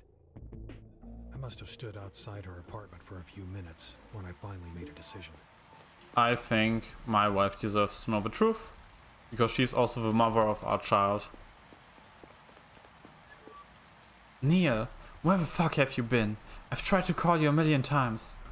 I even came to your apartment. I'm sorry, Laura still isn't home. I've called all her friends and nobody knows anything. Looks like she never went to that party. Shit, Neil, what do I do now? Listen, Kat. Kat, I know what happened to her. What? She was abducted. They took her to blackmail me. I'm so sorry. What are you saying? Who took her? I'm not sure yet. It seems like they're a group of mercenaries involved in Bernie's murder. No. They promise they won't harm her if I do what they say. How can you do that to us? I didn't. It's not like I allowed them to take her.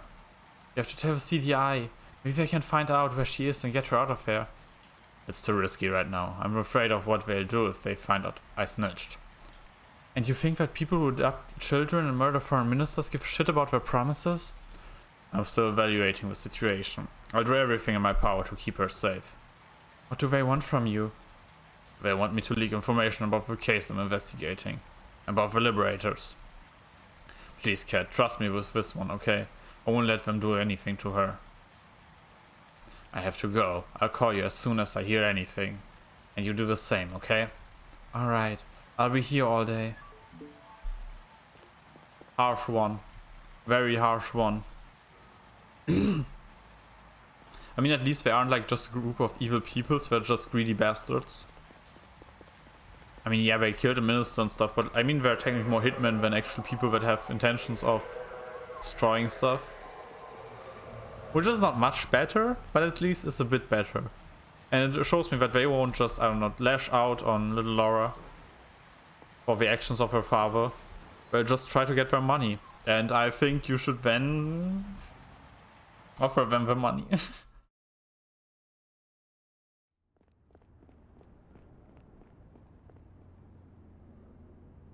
And I think you should then do the not that morally correct play of trading Laura for Boyd, sending Boyd and Zora into witness protection. Who is this? Dad! Laura, where are you? Why didn't you let them use the login they wanted? Please, Dad, they're going to hurt me if you don't listen to them. You need to get me out of here. They swear they let me go if you do what they ask. I know how important your job is to you, Laura. But how bad can the things be that they're asking you? Please, I want to finish my novel. Laura, listen to me. Let's calm her, right? Tell them I'll do what they say. Do you hear me? I'll do what you say. Just give me some time and I'll get what you want. Leave my daughter out of this. I need to go. Ah, fuck.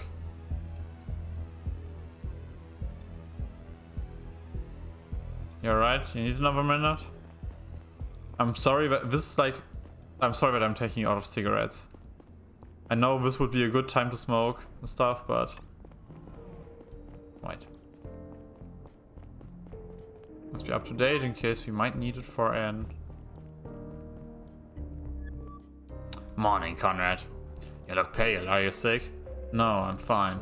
Hope you get some rest after yesterday's incident. Let me bring you up to speed. The chief said he's making some announcement this morning. Didn't sound good at all. But we'll see in a few minutes. We took Cox in for questioning. You can interrogate him later. But first you should talk to Saito. He's in our office and has some new intel on Mora and Cox for you. Okay, I'm on it. Listen, Conrad, I might have been a little intense these past few days. These are special circumstances, you understand that, right? Sure, it's been hard on all of us. I got to run. Talk to you later. I think we should now do our depth towards Zora. Because... Hey, I can't go down. Okay, I'll do that later. Oh, Saito! Good morning, Neil. Hey, Saito. Gary told me you had some new intel for me. Indeed. I put everything on our pinboard over there. Let me give you a quick overview. First, I assembled some basic information on James Moore and his wife. Second, I managed to pull their recent bank statements. Maybe you'll find something useful in there. That's all I could get my hands on for now, but I got more coming tomorrow. And third, I took a look at the CV of the guy who fired at you, Albert Cox. And guess what I found? He's a Savian, and he grew up on Drovia. Oh, that's a surprise. I suspected he was working with the Liberators. Well, who knows? He still might. What's also interesting is that he changed his name 20 years ago.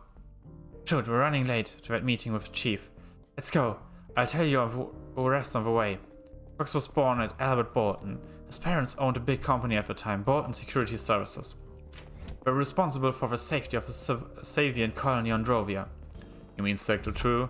The one that blew up 40 years ago? Exactly.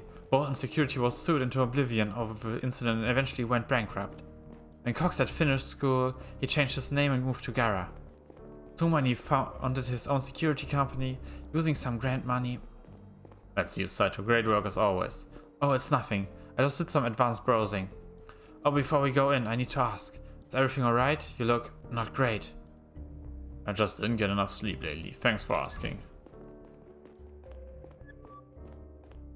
I think everybody's here. Let's start. Thank you all for coming. As many of you know, I've been working for the CDI for 28 years now. I have done everything in my power to defend the values our planet stands for. The principles of freedom, tolerance, equal rights for everyone, and justice has been guiding all of my actions. I've always been proud of our work and our commitment to agrarian democracy. Sadly, the path to justice isn't always clear and we have to make difficult decisions. The murder of Joseph Benny has severely harmed the relationship between our planet and Drovia, and it puts the fragile peace in our solar system at rest. The Domestic Terrorism Division was charged with protecting Benny under my leadership. In light of our failure to do so, the Attorney General and I have agreed with the only appropriate response. It's for me to resign from my duties as a CDI. Effective immediately. That's like... Okay. Two things that are at conflict here. I think on one side, the idea of I take responsibility, I quit is weird. Right? Like, you fucked something up, you should be responsible on clearing that. Right? Like when I don't know, trash an apartment, like, I don't know, when I go to a friend's place, like a friend's party, and he throws the party and I make it trash, I don't know, I throw up on the floor, destroy everything, whatever. The correct response of me would then be to apologize and then clean that shit up. Of course you can't clean up a murder case or someone dying. But like in general, right, that concept. He should then, like, I don't know, have to try and start a big initiative on savior of politicians and show that what he did was genuinely a mistake and that he's fucking going to make sure that this shit never happens again, and not take the easy way out and just quitting, having a nice severance package, or like having a nice, I don't know, retirement fund, whatever, and never having to work a day in his life. Like, what the fuck? Managers and people of like bigger companies do that all the time. On the other side, I get the idea that, hey, this is something that really bad that happened. I want to see heads rolling. But this is not something as in, I don't know, he groped someone and because of that he should have his head rolling. No, it's, hey, something at work.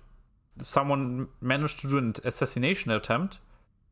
Even though he was chief of security, he didn't actively do something bad. He just didn't do enough. I'm not a fan. I hope that the separatist group Androvia will consider this a sign of sincere remorse, and of our intentions to make up for the damage that has been done. I enjoyed working with all of you, and I wish you nothing but the best. I hope that each of you will find your way of fighting for your justice. I will still be in my office today if there are any open questions or issues you want to talk to me about.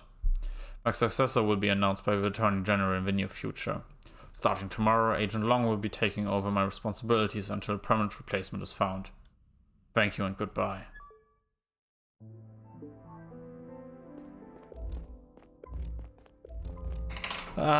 Wait, but Gary is now the... Oh, then good that... Okay, whew, weird. Then it's good that they actually took my login data, not Gary's.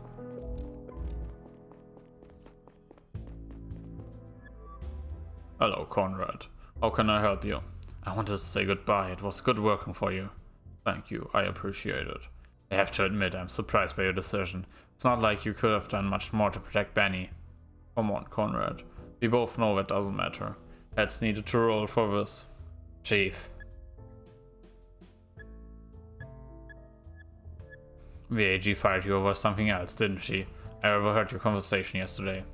What are you telling me? Why are you telling me this? It didn't sound like you were arguing about Benny's death. You are aware that you can be suspended for eavesdropping on your superiors? In fact, it seems like you were suspecting the AG of something. Is that the real reason why she wanted to get rid of you? This one is out of your league. Just respect the chain of command. I see. Chief?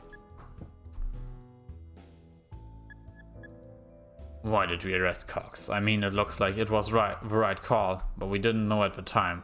And why didn't you give us the arrest order yourself? The AG didn't tell me why she wanted to do it, so I refused to give the order. So you don't know either? No, it seems like it's classified. Same as the information on the stick. I see. I'll have to pack up my things now. I wish you all the best for your career at the CDI. Thank you. No, cell contracts haven't changed lately, have they? Haven't changed in years. Good. I want to check Saito's notes. Two things. First, to check Saito's notes and then maybe see if I can. I'm not going to talk to Gary yet. Can I now talk to...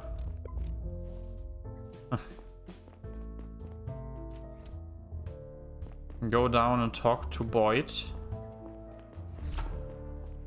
Yaha!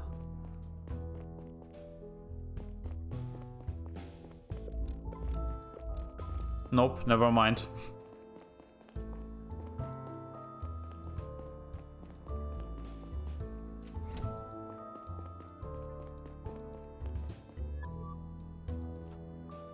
that was unexpected. Fuck, I can't believe I'm standing in for the chief. I never thought they would pick me. I have to call my wife. Guess I'll be doing some overtime in the next few days. Don't you think it's strange that the AG fired him? Got to admit, she never really liked him. Maybe she was waiting for an opportunity. But someone had to get fired for Benny's death. Just for the optics, don't you think? Maybe. But the chief always did an excellent job. Didn't have to be him. Sorry. I'm not thrilled about it either, but we should focus on the Liberator's threat. I don't want to start my new job with a string of terror attacks. Let's recap what we've got so far. Listen up, squad. Time for a little wrap up. I suppose you're all surprised that as I am the chief about our chief's sudden retirement. However, we need to focus on the Liberators and their plans now. Let's get over everything we've got so far once more. Drovia's foreign minister, Benny, was shot last night by a sniper who goes off by the name of Boyd. Boyd then went to see a woman called Zara, which seems to have been a deviation from their original plan. He convinced her to hand him a stick with confidential stolen data. The next morning, Boyd met another man to hand him that data.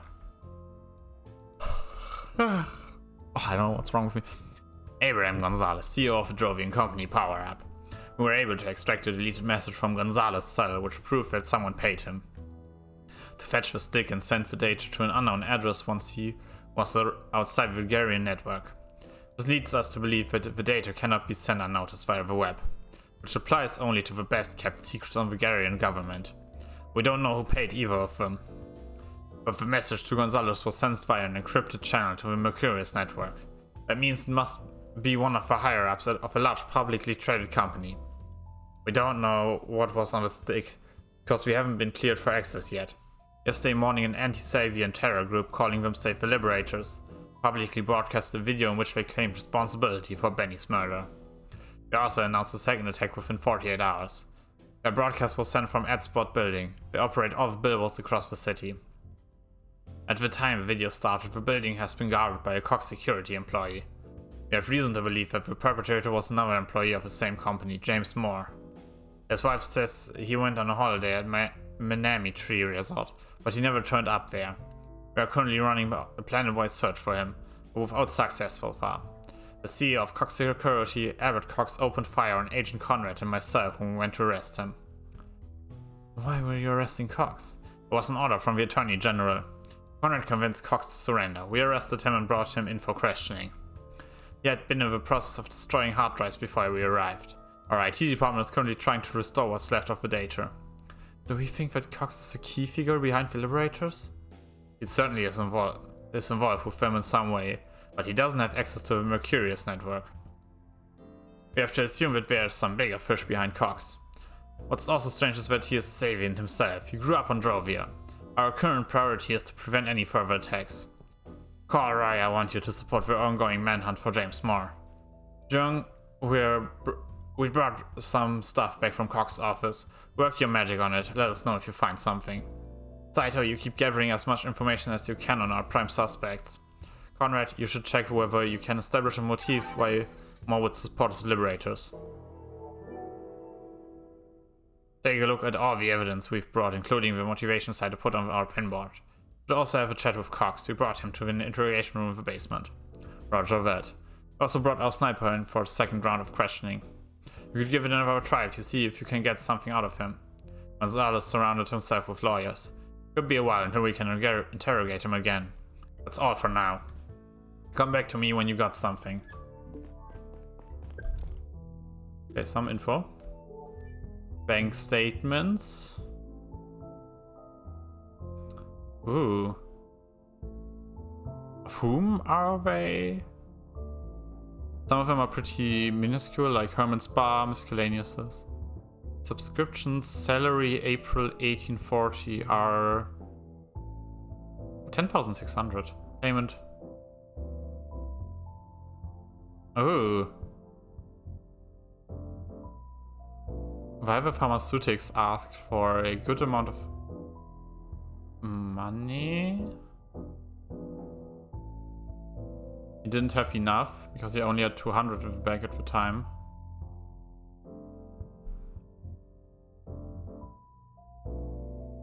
I mean, baby's depot pregnancy test, $15. Box security service. Then he had a very, very big sum of money gotten of 10k. Huh.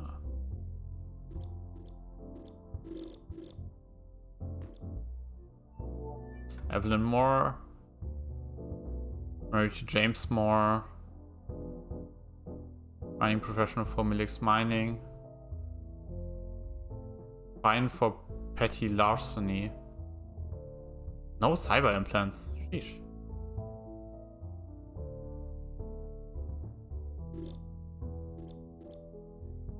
And James Moore. Married to Evelyn Moore. He's already lived in Femus and Vangara. Junior security professional for Behemoth security agent firms for 8 years. When he was a senior, currently at Cox. 1824 he was fined for bodily harm. 1826 he was fined for attempted theft.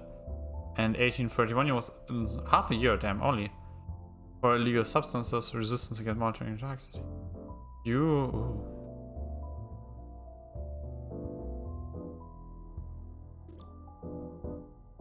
Mm-hmm. These are not... 10k is very nice. Compensation, maintenance. Yeah, especially... He got paid on the 20th of April. 600 GHD. But, like, only 2 weeks later, he got 10k. That's a lot. And very suspicious. And he did some crime.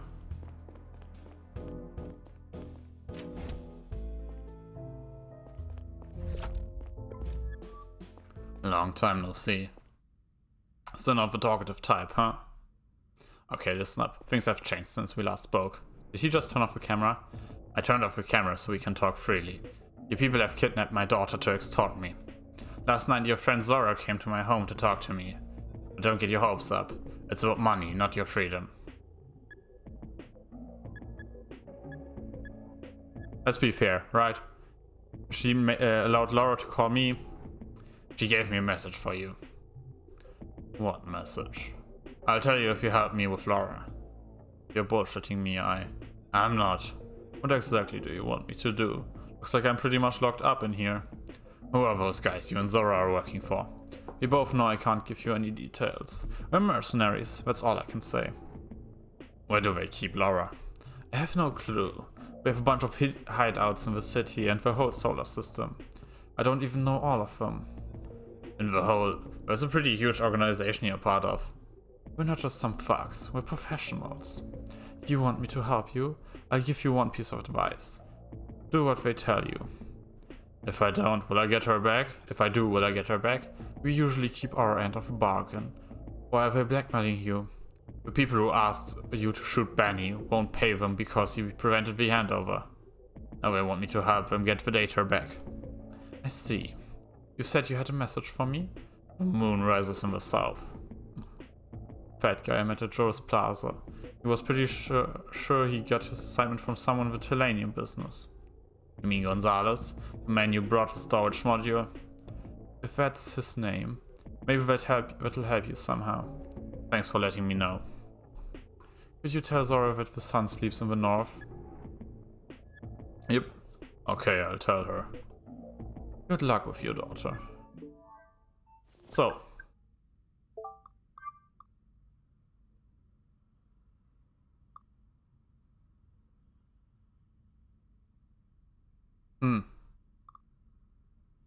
Ah, a maisonette. Nice. Oh.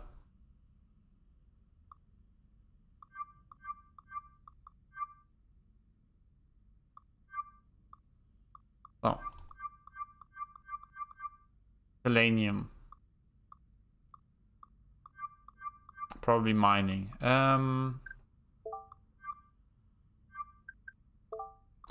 We're looking at the list of companies. Dyson Enterprise. We're looking at Anal Metals, Milix Mining. Milix Mining is very suspicious, actually, when you think about it. Those are the three that are currently possible. Drovia Gara, mining very surely. Not that many remain. Okay. I should turn on the camera again, but hey. Hey. Good afternoon, Mr. Cox. I'd like to ask you a few questions. I'm waiting for my legal team. You fired at my partner and me. Care to explain? I probably don't need to tell you that you didn't make the best first impression on us. Your behavior and your company's involvement in yesterday's broadcast make it look like you're somehow involved with the Liberators. A quick look at your biography showed me that you are a Savian. A Savian, and you grew up on Rovia. Rovia. Doesn't make sense that you would support an anti-Savian terror group. 25 years ago, you moved to Gara. Why? Sometimes life forces us to do things we don't want to. You don't like it here? I don't. Why not? Why don't you ask that yourself and your fellow Garians? You consider Drovians your enemy and Savians backwards radicals. If you have a choice between hiring a Garian or a Drovian, you hire the Garian. All the missions we ever got come from Drovia. Why haven't you gone back then? Because my compatriots are happy to have a reliable partner for the company's young Gara. We escort their goods, offer them personal security, you name it. Your parents had a security company as well, didn't they? Was responsible for security at Sector 2. Sector 2 looks like they didn't do such a good job with Sector 2 blowing up and all. You know nothing about my parents. I've already said enough. I'll wait for my lawyers now. Oh, yes, his nationalism, his sick wife, his drug addiction, his national...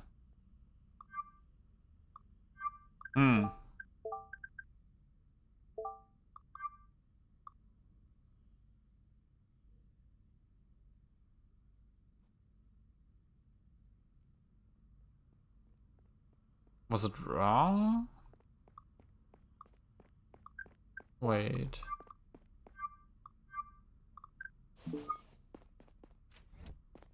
Did I fuck it up somehow?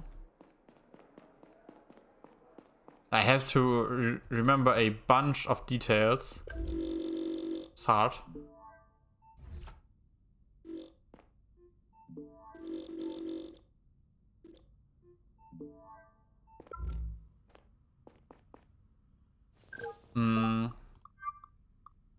He didn't talk about his sick wife. Oh wait, Morse motif.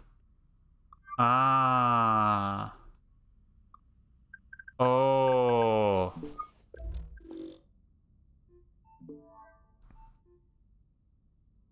I mean, I don't really think he has a drug addiction, considering that he has a resistance.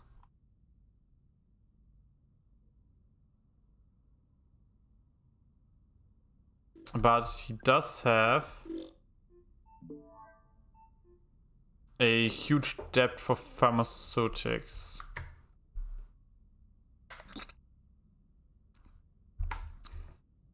And subscription number 042 sounds like a kind of medicine you have to buy every week. Because Vital Pharmaceutics is...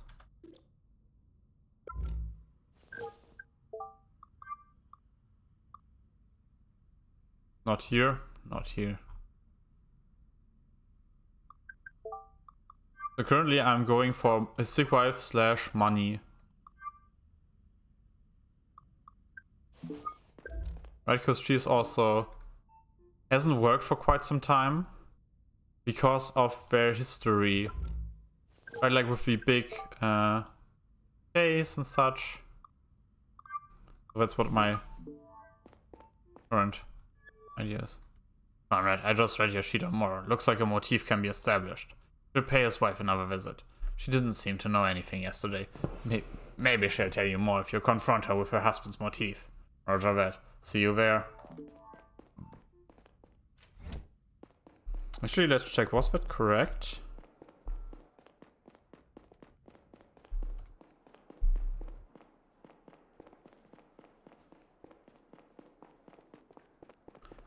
I think it was, obviously.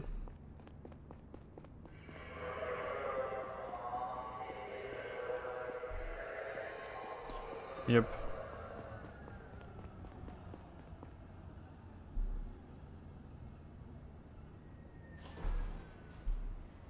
Knew it.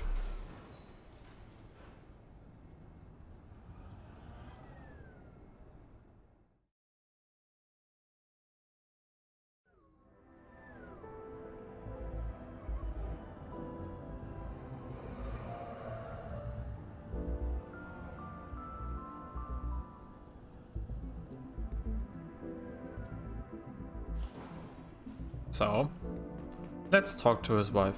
Once again enveloped by the smell of the market, I thought back to the man I had been when Kat had brought me here. How did it all go so wrong? Deep down, I knew the answer. I was just too scared to commit to my family. It was so much easier to care about something that didn't have to like you back.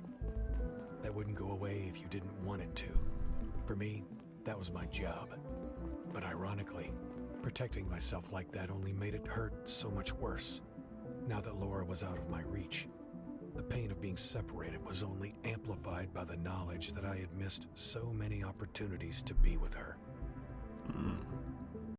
Oh, well, let me check where I am from a...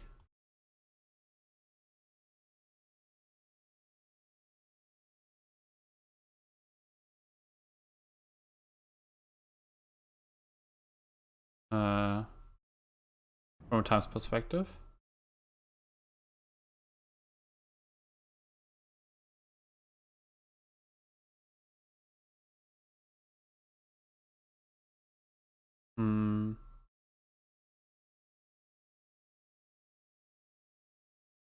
Oh, right, 3/4.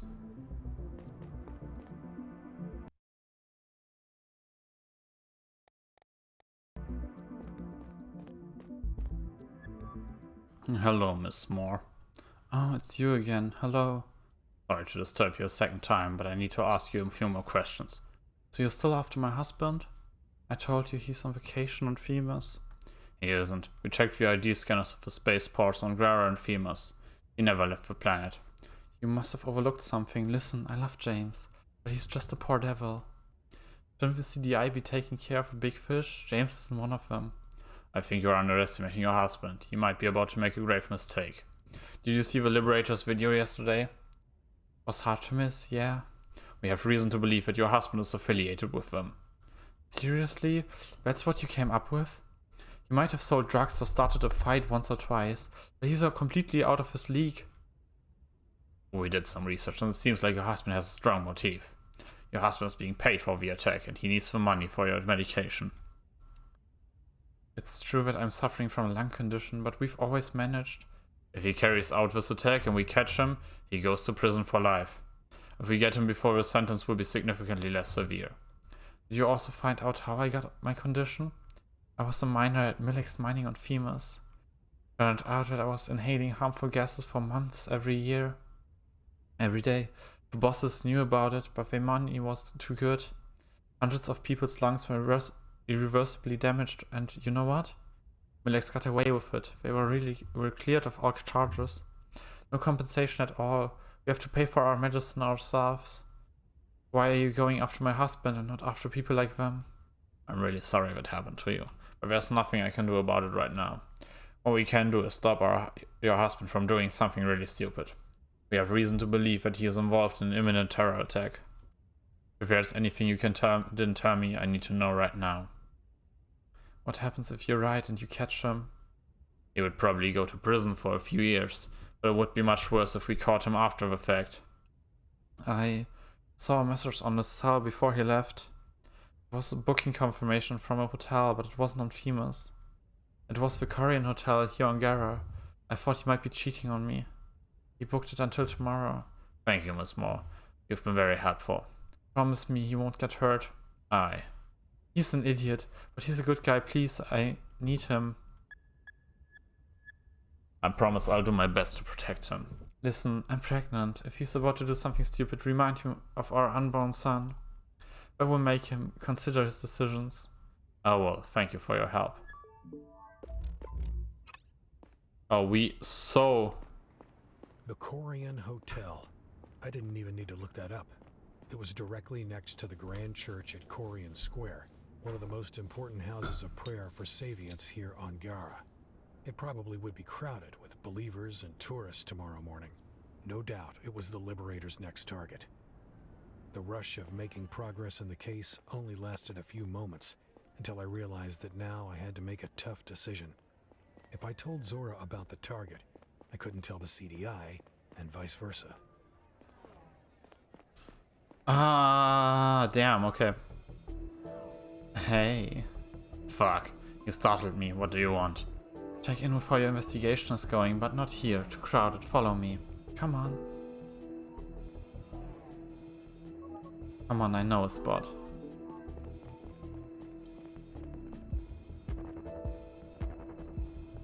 Let's give her some space. This is better. What the hell are you doing here? Are you following me? I told you I'd get back to you. Anything new on our client or what we're planning to do next? Honestly, I don't think that's any of your concern. Not yet. I'm still working on it. Are you sure there's nothing you want to tell me? Yeah, I'm sure. That's disappointing. I need some results if I'm going to protect your daughter. We're making good progress. I have something for you soon, okay? I hope so. I mean, I have something right now. You want a beer? No. Beer? Are you out of your mind? What? Think I poisoned it or something? I thought you said humans were good. Have a little faith. I'm not drinking it. Hey, listen. Did you deliver my message? I did. What did he say? He said the sun sleeps in the north. Okay, thank you.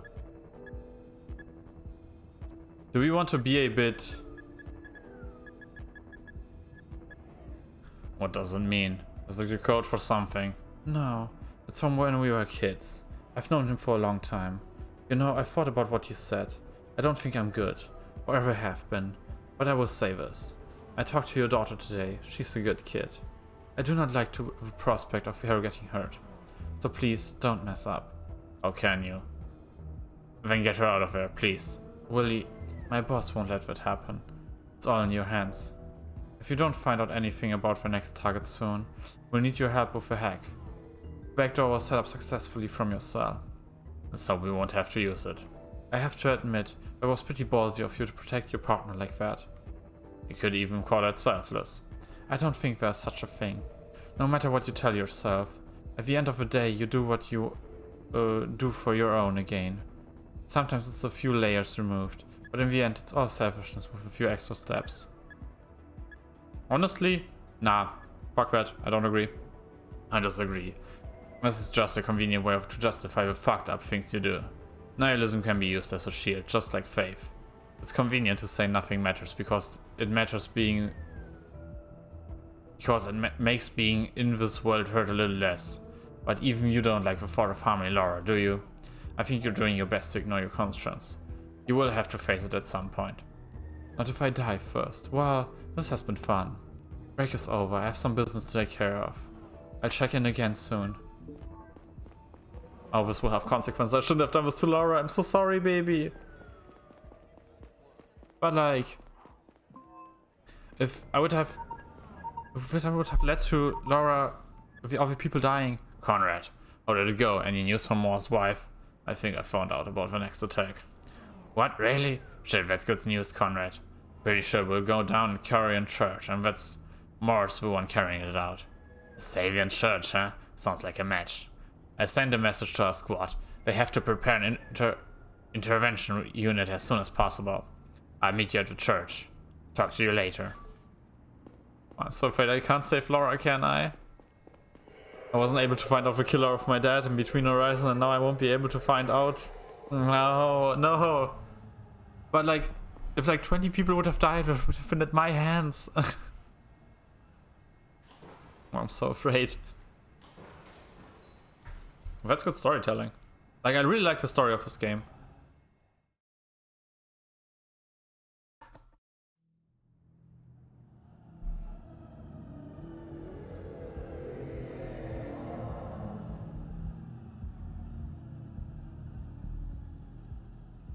Okay.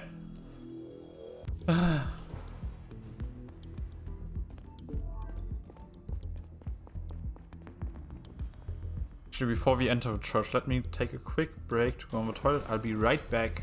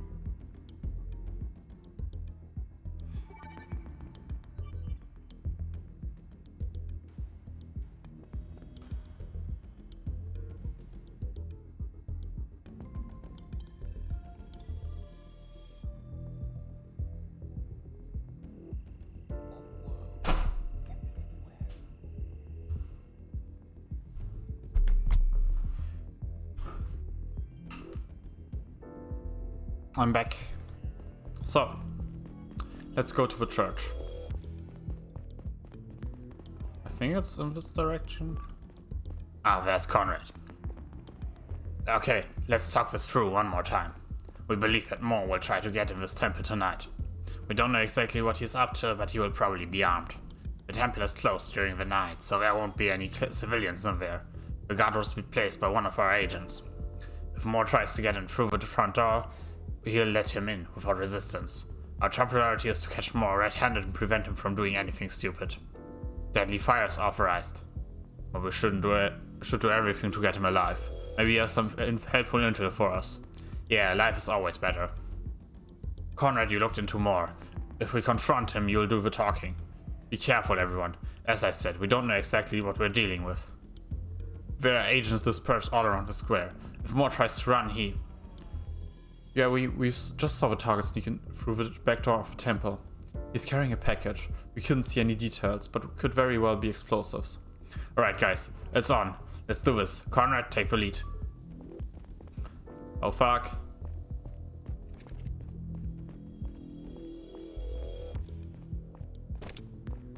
Good luck, agents.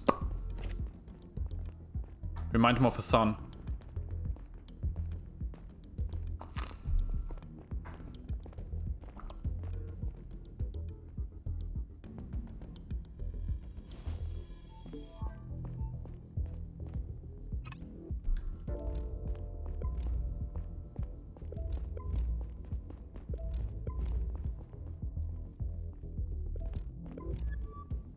Looks like nobody's home. There's a staircase back here. Let's check it out. Kuma, you come with us. The rest of you stay here. If you hear commotion, come back us. Come back us up. Ah, fuck.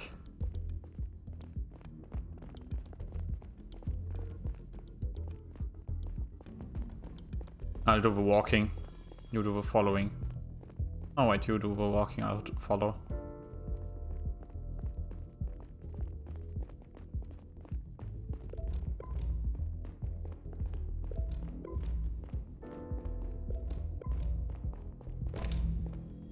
Uh-oh.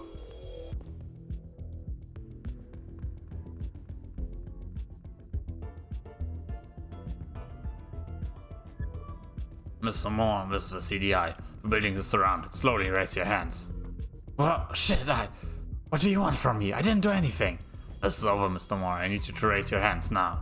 I have a bomb here. If you come any closer, I'll pull the trigger. You'll be shot before you move your finger. Your only chance to make it out of here alive is to cooperate. Listen, I'm just following orders. This is your last chance to comply. Drop the bomb or we'll open fire. Stay away from me, I'll blow us all up. I'm sure you want to meet your child one day. How do you know? Did she tell you? If you don't want your kid to grow up without a father, you have to drop the bomb now. Thank you. You did the right thing. Very good. Turn around so we can cut off. Curfew. Take it easy. We'll accompany to your HQ. Oh, another person not killed. Oh no, someone is walking still. No! Don't look, don't look.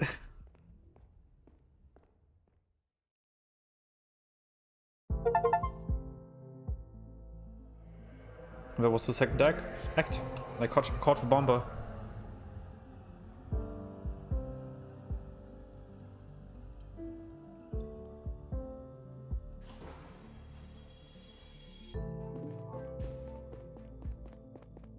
Do I need to talk to Cat? I think she might need some emotional support.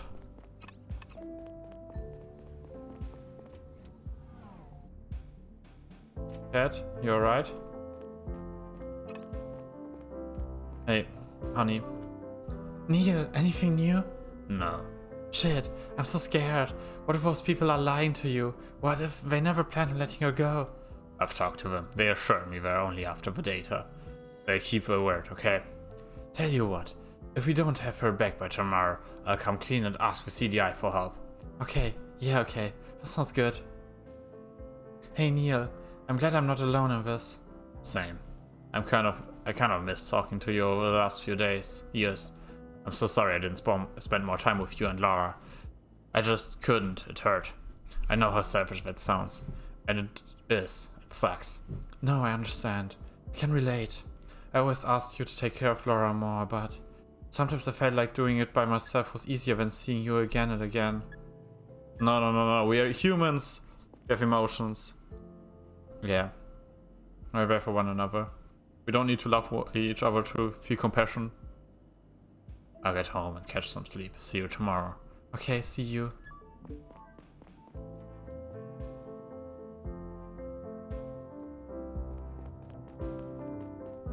Oh, I'm just realizing there's a reflection. Damn, nice. Okay, Zora, please don't give me any repercussions for that.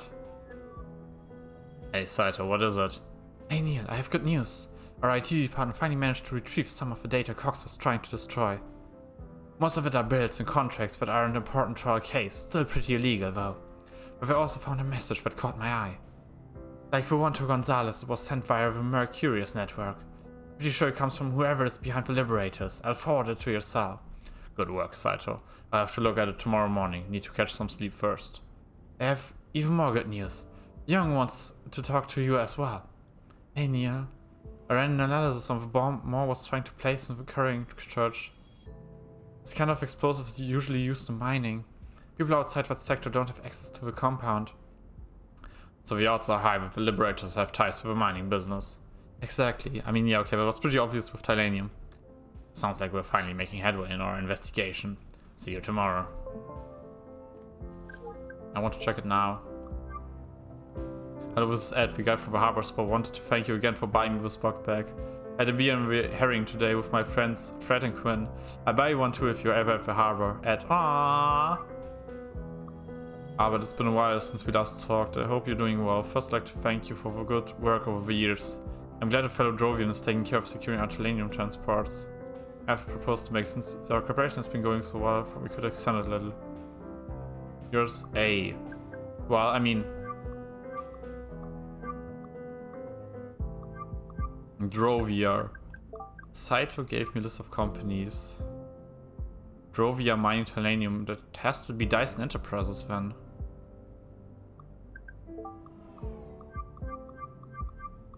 Why are they not sorted by the alphabet?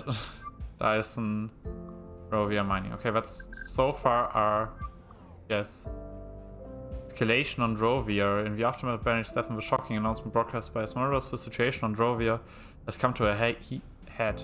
Large demonstrations and some violent clashes with security, some of which were allegedly instigated by Savian's front members, have rocked the colony over the past 24 hours. Multiple stores, most of them Garian owned, have been demolished and looted. Protesters were holding signs demanding Drovian self-governance. Others warned of repercussions for Garian murderers. In a statement this afternoon, Prime Minister Marev ordered the protesters to refrain from violence, but also assured them that Garo would see severe consequences for what transpired. Meanwhile, Garian Savian Council urged President Robertson to do everything in his power to prevent any further attacks, anything else that could escalate the situation. Savians on Gara are fearing for their lives, their spokesman Ivan Broker said. We have heard many reports of people staying home instead of going to school or work because they are terrified. Gara's authorities and terrorism experts seem baffled by the Liberators' sudden emergence. They came out of nowhere, said Professor Melissa Waylard, expert on political extremism at Melina University. They did not emerge from an existing known movement, which is rare and frankly strange. Yep. Oh wait, can I, when looking at the... Only have smoked one, still have some. Can I throw them away? Okay, let's hope Tyler's understanding here.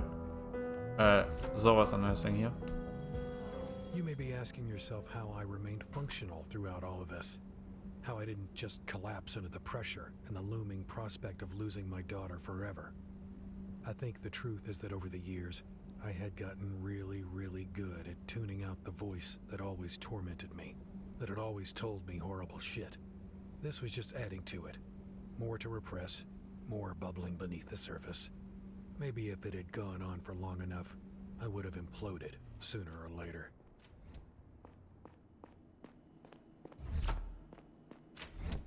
No visitor today? Oh, a visitor today. I just want to pet Horace. There you are. Zara, what is it this time? Wow, you lied to me. My boss isn't happy. I couldn't let you do this, okay? We caught the guy and are questioning him right now. I'll tell you everything. I don't think he knows much. His boss, Albert Cox, he's a bigger fish. He fired at my partner and me when we tried to arrest him. It doesn't change the fact that you were supposed to let us intercept that attack. I told you that it would have consequences for Lara if you don't cooperate. She was moved from her room to one of our interrogation cells. It's pretty damn cold in there, just a matter of time until she gets sick. Fucking monsters. If she gets harmed in this hour, we're willing to give you one last chance. We'll have to rely on that backdoor on the CDI network after all. Taking the data back seems to be the best way to get our money right now. But we need your help to go through with it. Here's how this will go. At 7 o'clock tonight, our hackers will commence the attack. It will only work if we have someone who is physically at the CDI computer at the time. A new user named 4x458 will pop up and request admin privileges, but you'll have to grant. Zara, I have no idea what that means or how it works. I don't even know if my account can do that. I was afraid you'd say that. Guess you'll have to ask a system administrator to help you out. How do you think that'll go? Hey IT, could you help me invite some hackers into our network? Isn't there someone on your team you can ask? Someone who will believe you if you tell them you're doing the right thing. You know. We're talking about Saito. Yeah, I also thought about Saito. He seems like the kind of guy that actually would be understanding. I can't. What if he says no? That's for you to figure out. You're good with words. Force him if you have to.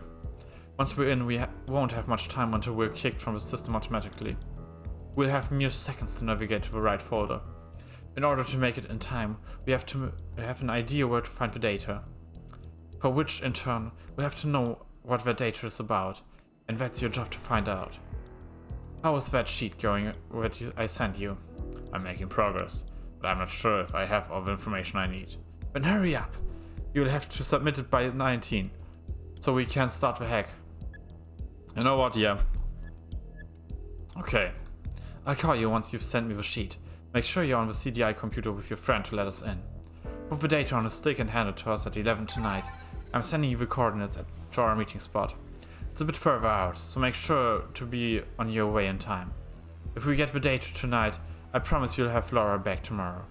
It will be the last thing we ask of you. I was supposed to believe you'll let Laura go. You can't know. You'll have to take my word for it. If I drag Saito into it and he tells anyone I'll lose my job, I'll probably go to prison. Throw me a bone. I need to know she'll be fine if I do this. Tell me it makes a difference to you. I can't mean nothing to you to take a young life. It isn't up to me. You know, you keep saying that, but is it really? Do you have zero control over what happens? If you can do something, please tell me it isn't the same to you if she lives or dies. Do what I say and she'll live, okay? What if things go south? Saito won't help me if we don't have the right folder. You keep dodging the question. Tell me a human life has some value to you. It would end at some point anyway. Oh, give me a break. Everything is so easy if nothing means anything. I put everything on the line to protect the life of a criminal. Letting Laura go unharmed will cost you nothing in comparison. Whatever. Your badge and gun betray you. You're a murderer like me. You're wrong about that. There's only one person whose death I'm directly responsible for. And you know what? It fucks me up. It's been years and it still fucks me up. Is that so? I was chasing down a perp in a car, lost control and crashed into a building. The woman inside was dead on the spot, so quickly that I couldn't feel any pain or fear. It's what they said to me. And they didn't put you away for it? No, they didn't. Look, most people are garbage. There's a good chance the world is better off without her. Are you trying to console me? No, it's just a statistical fact. Wouldn't you agree that the world would be better off without most people in it? What the fuck are you talking about? I don't agree. Human life has inherent value, and a bad person can always change. I've said what I came here to say. You know what needs to be done? Zara. Hey Horace, how's it going? Nee.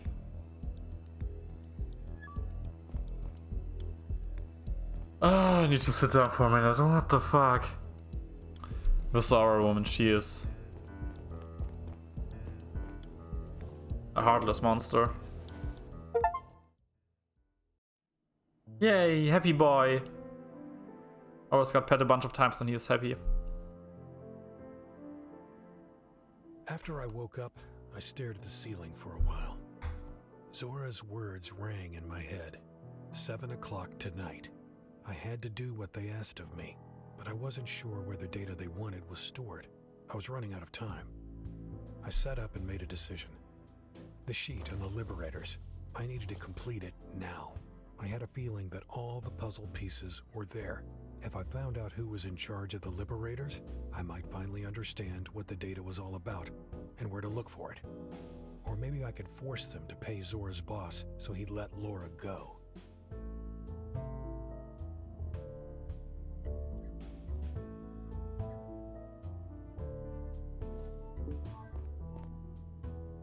Submit for sheet. The name of the company behind the Liberators is Dyson Drovia Mining Tellenium. That's what I'm currently thinking. Let's check it again.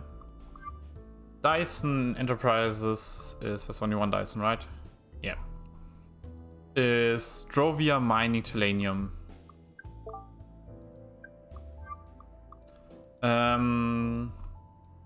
The message it was sent was fellow Drovian taking care of securing our Tellenium.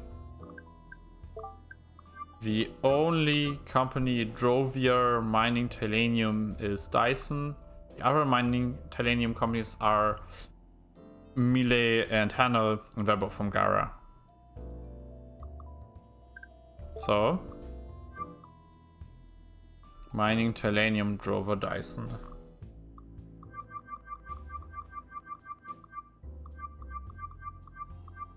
Yep. Abbott Dyson. All the signs pointed towards him and his company. I didn't feel like I had the full picture just yet, but some aspects finally made sense to me. None of the people we had encountered seemed to support what the Liberators claimed to stand for. This wasn't a Garian terror group at all. It was Drovians, Savians, hired guns, and business people, all working for one man's false flag operation. What was he trying to accomplish? Stir up enough trouble to force the solar system into a war? I had talked to Dyson the morning after Banny's death. He was still in Gara, hiding in plain sight, and I still had his number. I considered my options. We needed to arrest him. But maybe we could have a chat first. Just the two of us. Once the CDI had him, he wouldn't be able to talk freely. I took out my cell and tapped his face in my contacts.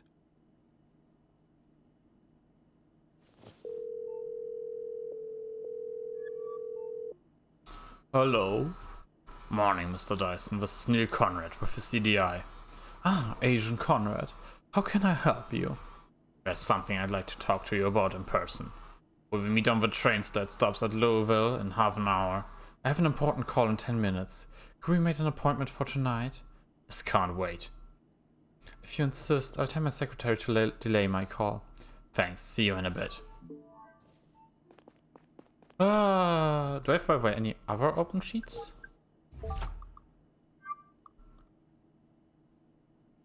Data. All the others are case closed, like Detective Conan. Ah, that fucking bastard. That will be a rough one.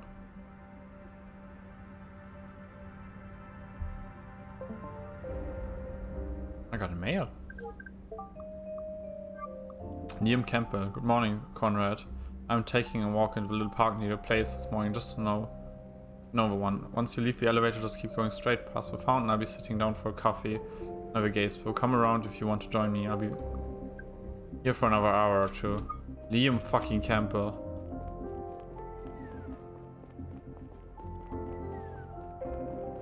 Yeah, let's ask him for some guidance. I mean, what's the worst that could happen? I can't talk to Laura about that.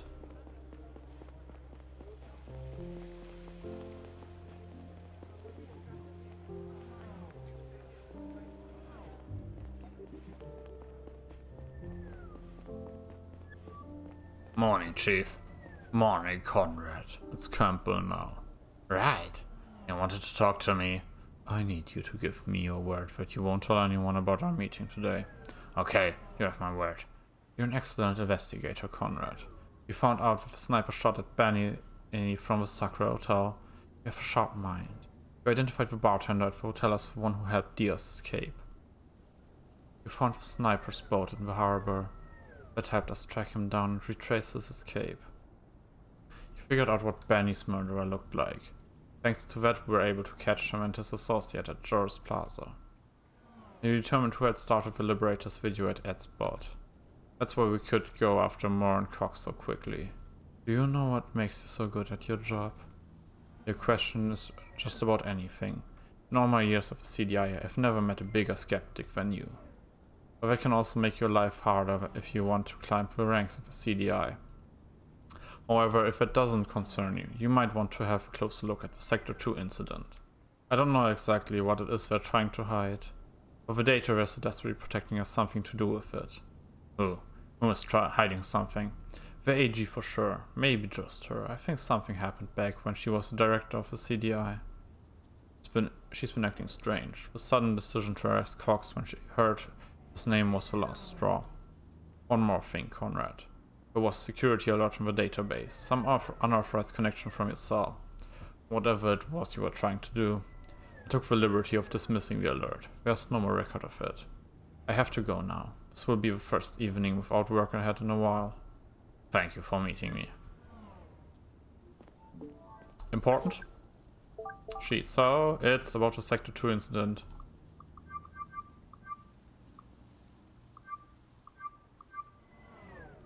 Probably in Drovia, which happened in... wasn't it 18-0? I'm unsure currently. It was the... I think that was the one of the first hour of the game, or like first 20 minutes of the game that we played. I think that's what it's referencing.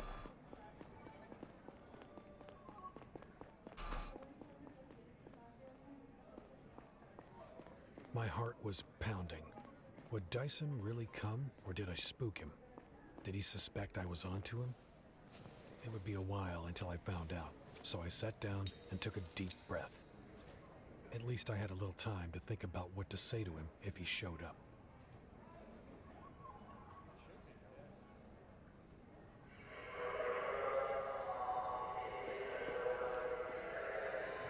Hello, we need to come in. Oh my god. Ambulance and stuff. Bunch of noise. It's fine. A bit disorienting, but it's fine.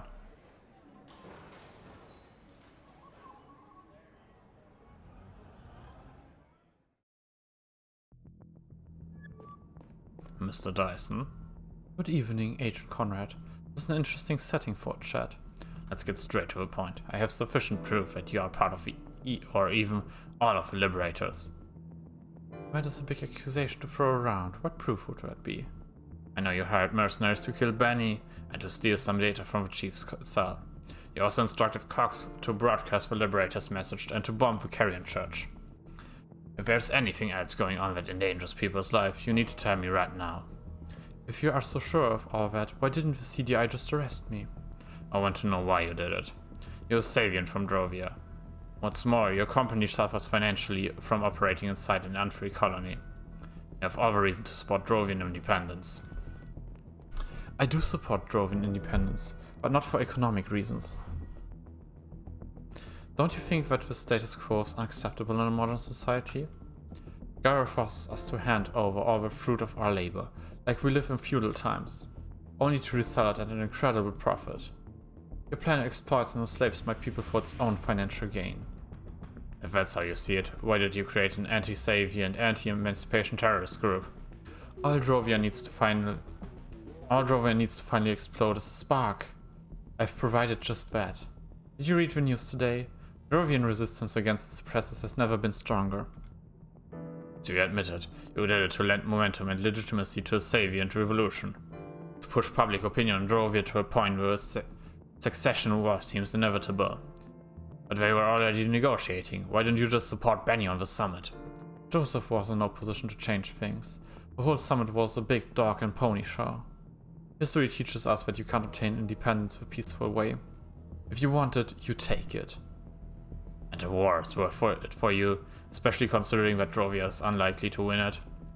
If a war is what it takes, we have to try. Besides, New Joran will take our side, if any.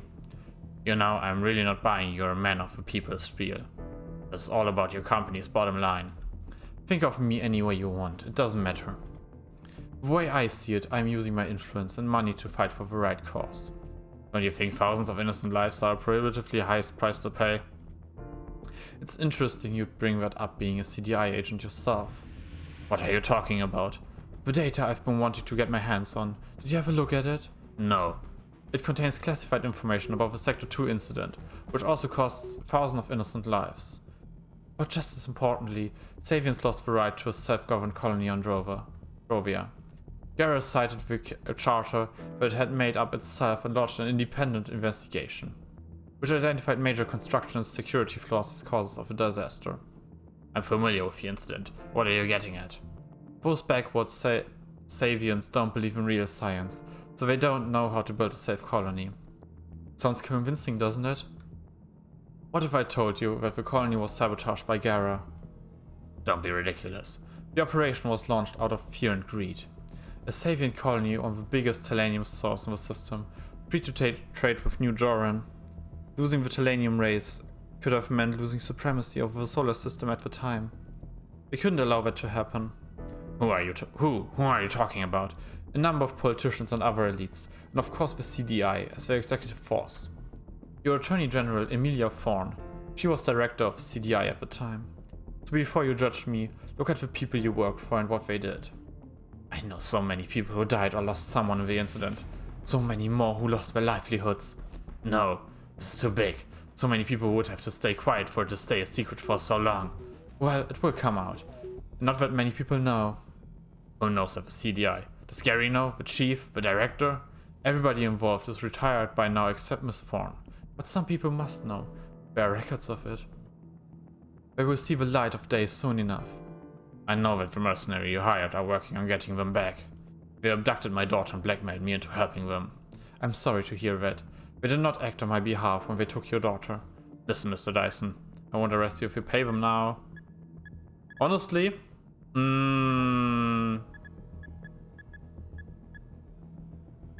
Fuck! I have to arrest you now! No! No! No! No! No! I was stressed. No! But I couldn't act. That's all I needed to hear. Please put your hands out so I can cuff you. It doesn't make much of a difference to me if you arrest me. I might have to do some time, but I have the best lawyers in the system. What I care about is that the data becomes public.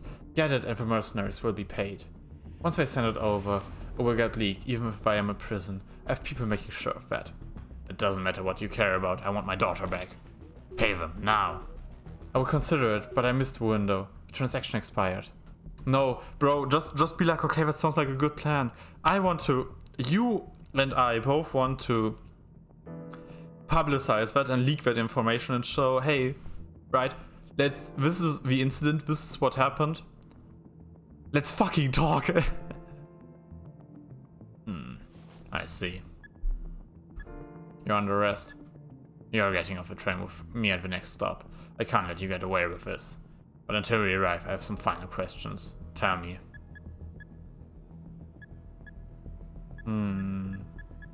Yeah, what's... Hello, the doctors. What do you know about the people who took my daughter? Not much, to be honest. You probably figured out most of it already. They're a secret group of mercenaries. They run big operations in the whole solar system. If you want a higher profile job done, you go to them. Where's the HQ and where are they keeping my daughter? I don't know. They're very secretive. They only met you in public places, or they come to you. I see. Tell me. Why does Cox help you? I imagine bombing a church isn't something you can just pay any security company to do. Albert's parents were an old friend of mine. The company was in charge of security at Sector 2. They went bankrupt after the explosions. Some people put the blame for the incident on them. They're getting death threats to this day. I supported them and their son financially. As you can imagine, Cox has every reason to want revenge for what Garrett did to his family. Or work with mercenaries when you already had Cox guys to do your dirty work. Part of the plan, we're out of his wheelhouse. I see. That's all for now. We get out at the next stop. I'll inform my colleagues that we are coming. And then we are going to talk to Saito. Because he has a Savient. Will definitely be on my side. I will vehemently have that motif goal.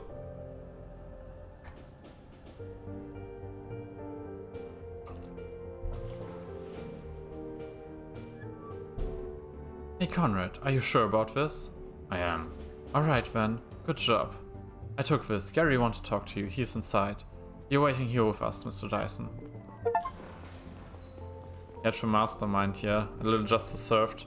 So?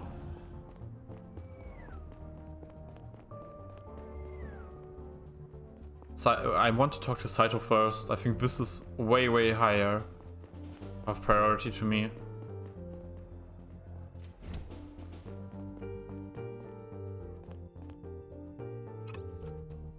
Okay, I talk to Gary first. Hey, shit, Conrad, we really found the mastermind behind the Liberators. Finally, some good news. I just hope that the whole shit show is over now. Why did Dyson do it? It's kind of a long story. He was trying to escalate the situation between our planets. I see. Let's talk about it in detail later. Preventing last night's attack was a great victory as well. You did a good job. Thanks. That's a good start to my time as chief, isn't it?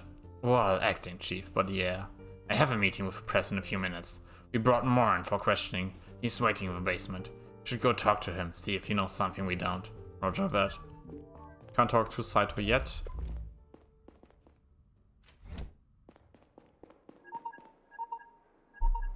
Oh no. Hello. This is Evelyn Moore. I heard about James. I'm glad that he's alive. The fact that we caught him in time will certainly improve his chances in court. Yeah, it's not going to be easy, but it could have been so much worse, thank you. I wish you good luck with your case. Yeah, I also hope that more... Ah, fuck, man. I hope that... I wish that it just becomes a, hey, this is fucked up, you're going into prison, but, or like, you're going to face consequences, but it won't affect your wife and your child. They didn't deserve it. Good morning, Moore. I'd like to ask you some questions about the bomb attack.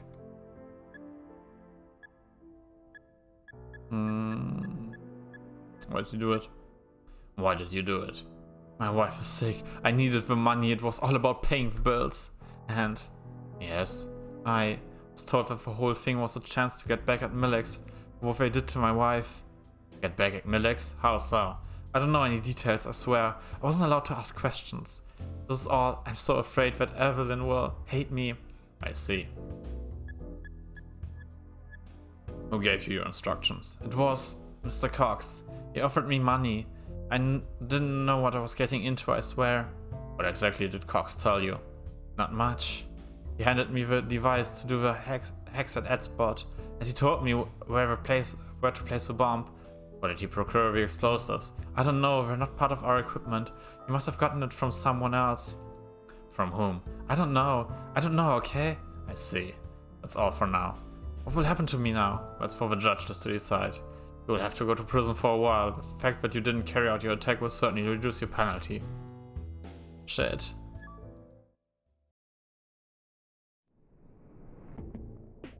I was supposed to write a report on my findings in the Liberator's case, but I wasn't able to concentrate for even a second. First, I needed to wait for my colleagues to go home to be alone with Saito. He always worked late. But then what? What if he refused to help me? The idea of having to force him was devastating. He was my friend, after all. When I finally managed not to think about it anymore, a much more dire thought crept up on me. Laura might die tonight. And if she did, it would be my fault. Yep. And that's why I want to do this with Saito best at his own accord. Because I mean, the worst thing that happens to him is that he loses his... okay, never mind. The worst thing that happens to him is very, very bad. But I'll try to reason with him. He seems like a reasonable and human person. Oh, wrong button. Ah.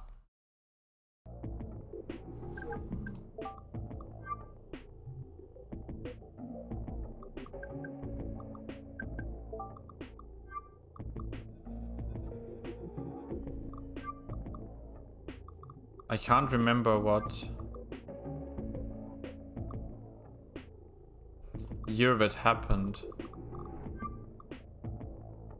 Oh, it was an 18. Oh, okay.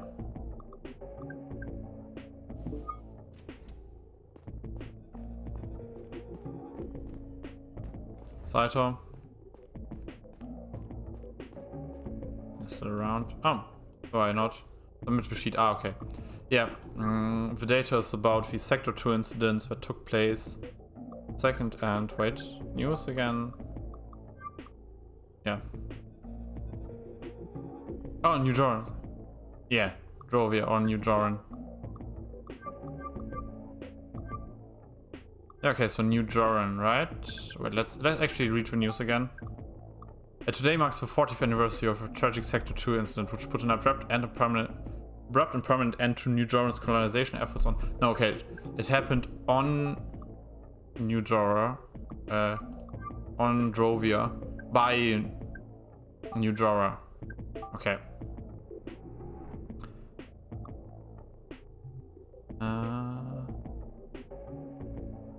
Oh yeah.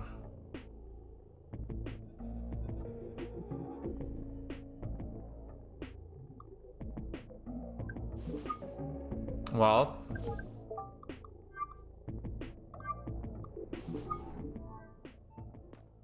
Saito, we need to have a talk. Hey, Saito. Neil, hey, you're working late? Listen here. There's something I need to talk to you about. Of course, what's the matter? Saito, I'm sorry. Sorry? For what? Is everything alright? No, it's not my daughter. Come on, let's come clean. Saito is a human being. We've worked with him for a long time. He will understand. Laura was abducted and the people who took her want something from me. I need your help to get it for them. What? Laura was abducted? When? By whom? By a group of mercenaries. Shit, I'm so sorry, Neil. What's the CDI's plan of action? The CDI? What do you think those people would do if I told the CDI about it? Wait, you didn't tell anyone else of the CDI? No, look, we don't have much time. The mercenaries want me to help them get the data back that they stole from the chief. They managed to create a backdoor in the CDI network. They can briefly alter the access rights to the folder they want from the CDI database. But they won't be able to retrieve it. It can only be done from a local computer. That's where you come in. You're a sysadmin, right? You have to grant their request for access to a specific folder they're not usually able to see. They'll pull all the data from that folder to your local drive, put it on a stick and give it to me. They made it clear it was not to be sent over the web. Okay, listen, holy fuck. I'll bring them the data and I'll get Laura back. Neil, you realize that you can't trust those people, right? Why are you so convinced that they'll hold up their end of the bargain? If you want to save Laura, you have to ask your higher-ups at the CDI for help. I don't know enough about those people. No chance the CDI would be able to track them down in time. The hack will go down in 5 minutes. If I don't have them the data tonight, they might kill her. I have an idea. Once they open up the folder thereafter, I might be able to locate the source of the back door. We'll explain to the others what's going on and we'll rate the location before the handover is scheduled. We'll have Laura back before they find out, but we never went through with the hack. If we do it that way, do we still get to retrieve the data in the folder? We won't need it. But if you can't trace them and don't get the data, we have nothing. Fine, I accept the data transfer either way. I'll delete it if I'm able to hack the hack. Honestly, no. No. I want to be safe. No, that's too risky. I'll hand them the data as planned. They expect me in an hour. Please, Neil, come to your senses. Those are criminals. You can't work with them. I am not so sure anymore who's the bigger criminal. What are you talking about? You know what? You know what? Do what you think is best. I won't be part of it. Please don't make it complicated, Saito. I really need your help. You know what? Saito, you at least have an excuse about it. I really don't want to do this, but you leave me no choice. Tell them it was all me, but I forced you to do it. But I beg you, get me that data. Are you insane? Fine, I'll do it. Put your gun down, for the love of God. What's this data anyway? Why do they want it? I'm not sure, I don't have time to explain. She's calling. Hey Neil, I got your sheet. Already on your email? Yeah, we're ready. Good. We're searching that folder now. I'll tell you when you have access. Alright, there we are. You're good to go. Okay, I think Saito's retrieving the data. I got it. Good work. I see you at the handover. Goddamn, Neil. I'm sorry. Saito, hand me the stick. And please give me a little lead before you send them after me. I'd do the same for you. I really enjoyed working with you. Oh wait, I sent the right info, right? Sector 2 incident 18. Oh, drove ape. Okay, now run.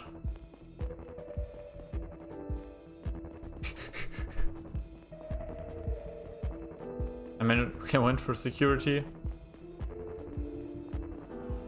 Why am I so zoomed in? Come on, train.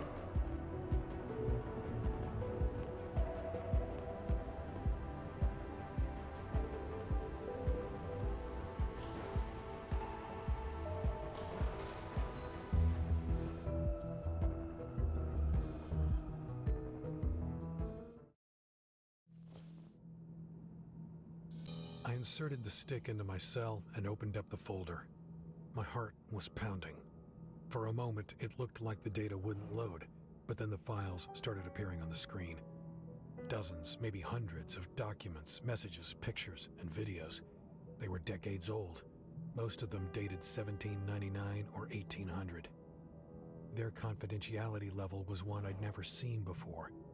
This was the type of data the Garian network would instantly pick up and trace, both to its receiver and back to its sender. It made sense to physically hand-deliver it if one wished to remain anonymous.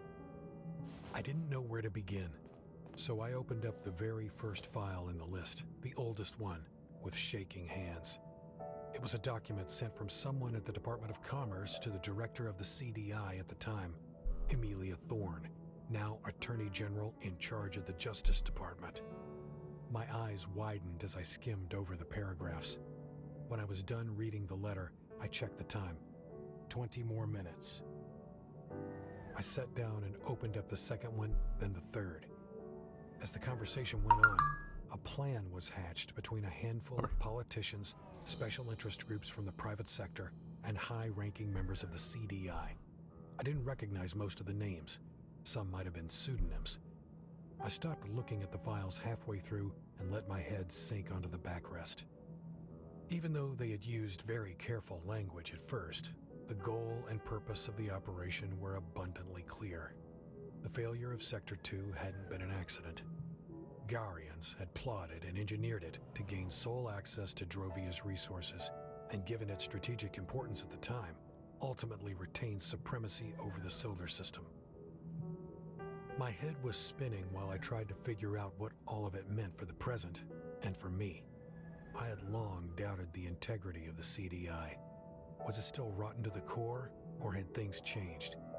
I didn't know about any ongoing operations that were breaching interplanetary law, but then most agents at the time of the Sector 2 incident hadn't known either. And some of the things I did know about, I didn't want to think about them too much. Now what? On the one hand, the public had a right to know. The culprits had to be found and brought to justice. Reparations had to be paid to the affected families and businesses. On the other hand, if the truth came out, the liberators would win. Savient extremists might be emboldened enough to take control of the colony and declare independence. If that happened, Gara would send its ships, and New Joran might send theirs to back up their Savient brethren, and to finally gain access to the planet's Telenium, of course, if their side won. Hundreds might die, thousands even. Time was running out. I tapped the contact of a journalist I had met a while back. I still hadn't made a decision when I heard the dial tone. The data would probably go through if I decided to send it, but there was no way in hell it wouldn't be traced back to me. My heart was pounding so loudly in my ears that I almost didn't hear the voice on the other end.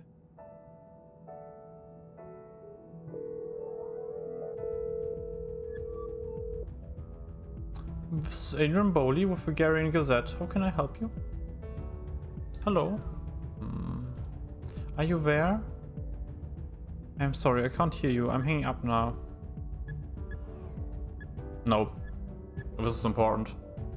I have information for you. The thing is, while I see the issue with that it will lead to conflicts and stuff, I think the victims deserve to know that. And they deserve to live in freedom. I think the concept of this is slavery, straight up. You have a planet full of slaves. And there needs to be something done about that. And yeah, of course, there will be deaths, no doubt about it. But I think people dying for the freedom of themselves and others is not something that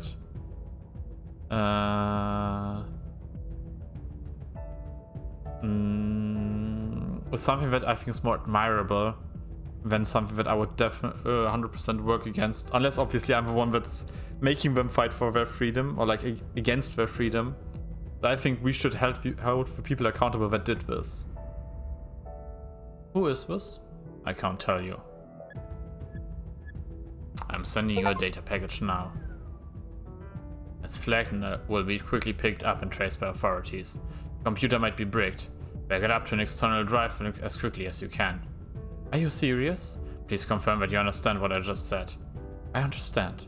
Good, the public needs to know this. Promise me that it won't get buried. Well, I'll have to look at it first. Please, I may not have a second chance to send it out. Did you get it all? Yeah, I got it. Okay, it's in your hands now. I think I did the right thing. 100%.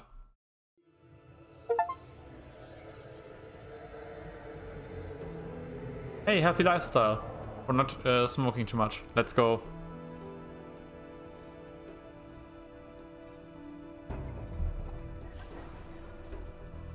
And now I'm going to save Laura. Right fucking now.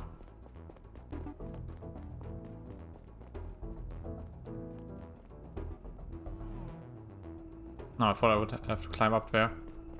Laura? Laura, where are you? I mean, I might have started a war. Most likely.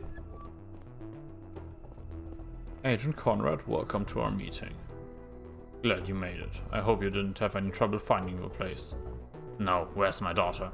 You'll see her in a second. Let's make sure we're on the same page first. You came here alone, unarmed, and without anyone else knowing. Yeah. And you have the stick with the data we demanded on your person? I got what you want. And lastly, once you and your daughter are out of here, you will not tell anyone about what happened here. We won't. But we will. When we're good to go? If you would follow us down to the basement. The basement?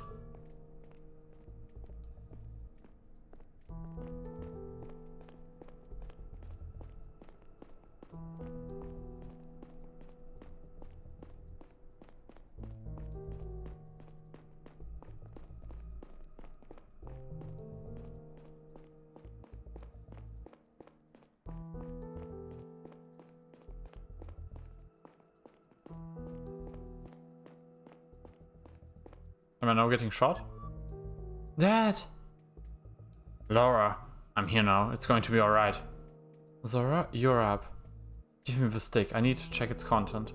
It's all there.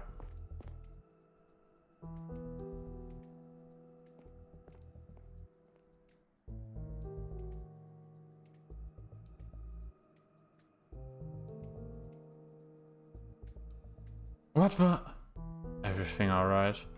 Yeah, it's just, I can't believe what I'm looking at. But we're good. This was the folder we targeted. Great. Thank you very much for helping us, Agent Conrad. You two are free to go. So that's it? You just let us walk out of here? We had a deal, didn't we? Stay quiet about it and enjoy the rest of your life. I trust you will be truthful to your word. Zora vouched for you. Which was quite out of character, Zora. Mr. Conrad, if you act up, we'll consider our deal broken and we will find you and your family. Thank you, Zora. Good luck, Laura. Let's get home.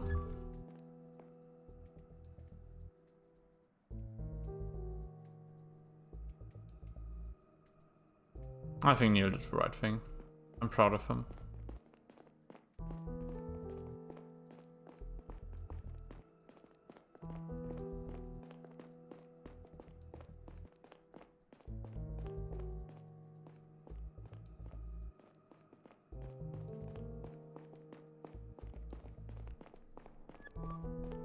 Don't turn around, keep walking. It's all going to be alright. You're safe now, okay? You kept up my end of a bargain and they'll keep up theirs. Are you okay? Are you hurt? It's over. It's all over. Laura, are you hurt? No. It's going to happen.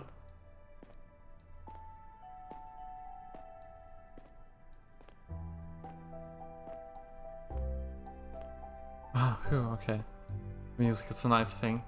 A happy ending.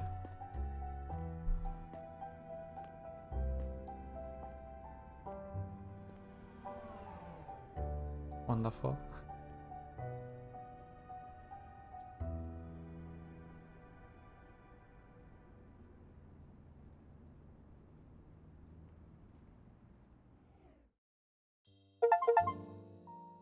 And that's it. The most tumultuous days of my life, and possibly in Garian history. Abbott Dyson has been charged with interplanetary terrorism, first-degree murder, and more that would put a normal person away for multiple lifetimes. Unfortunately, he is one of the world's most influential billionaires, and as it stands now, he isn't going to prison for more than a few years. It is rumored that he's putting someone else in charge of his company for the time being, and will be allowed back at his post after serving his sentence. With their mastermind unmasked, at least it's safe to say that the Liberators won't ever make another appearance.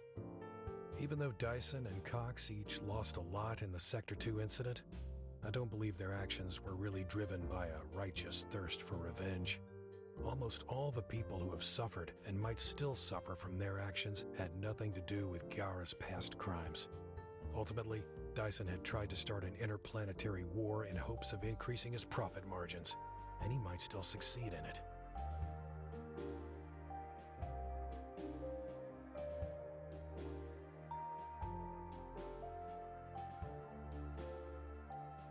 The data I leaked sent a shockwave through the solar system. The source of the leak was quickly discovered, and the CDI not only fired me on the spot, but also tried to scrub me from their records and made all sorts of claims to discredit me. The Garian state scrambled to spin the narrative on the Sector 2 incident, but the data was authentic and unambiguous. 40 years ago, the Savient colony on Drovia had been sabotaged in a secret operation initiated by a handful of Gyara's top politicians, economic elites, and the CDI under the leadership of Amelia Thorne, now Attorney General and leader of the Garian Department of Justice. It became clear to me why she had tried to hide the data, fired the chief when he got too close, and ordered the arrest of Cox when she realized who he was. She is currently awaiting trial, along with a number of mostly retired politicians who were implicated in the conspiracy.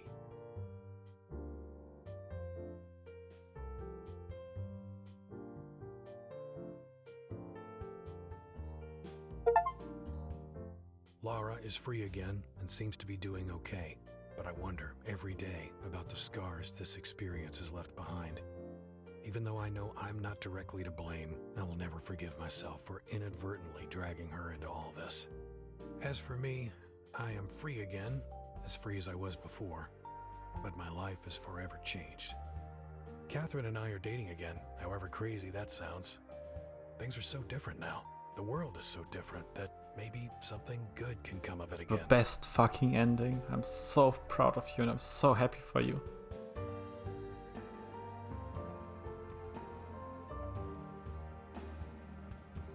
And finally, Zora.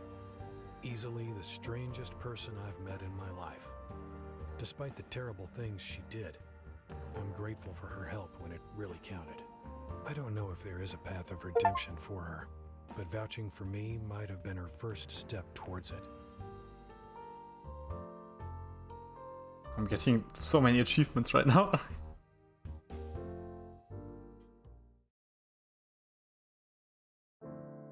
Late in the evening,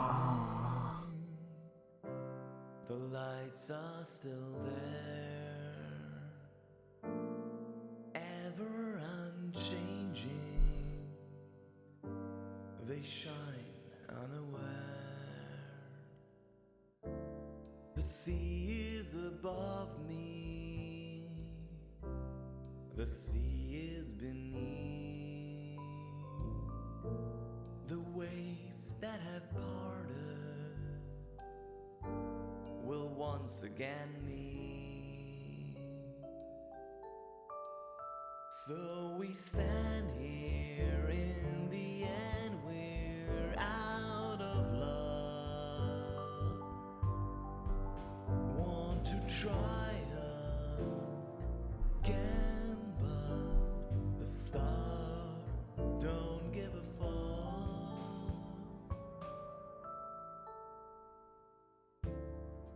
Will it have mattered? Is there a cause? Will it return, or will it be lost? We got fucking Tom Vogt, holy fuck. So we stand here, in the end we're out of love. Want to try again, but the stars don't give a fuck. As we stand here, in the end we lose it all. To the stars above and below. Yo, Filippo, holy fuck, wait a minute, what? Everywhere I go, I see his face.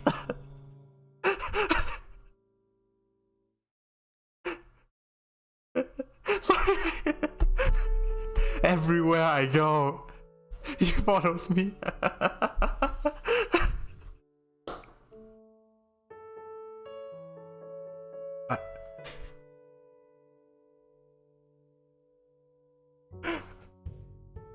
Oh. Yeah, it was a wonderful credits. I love the song, the way it was presented, how everything goes by. I didn't say anything about the Filippo part because I wanted to give them a moment.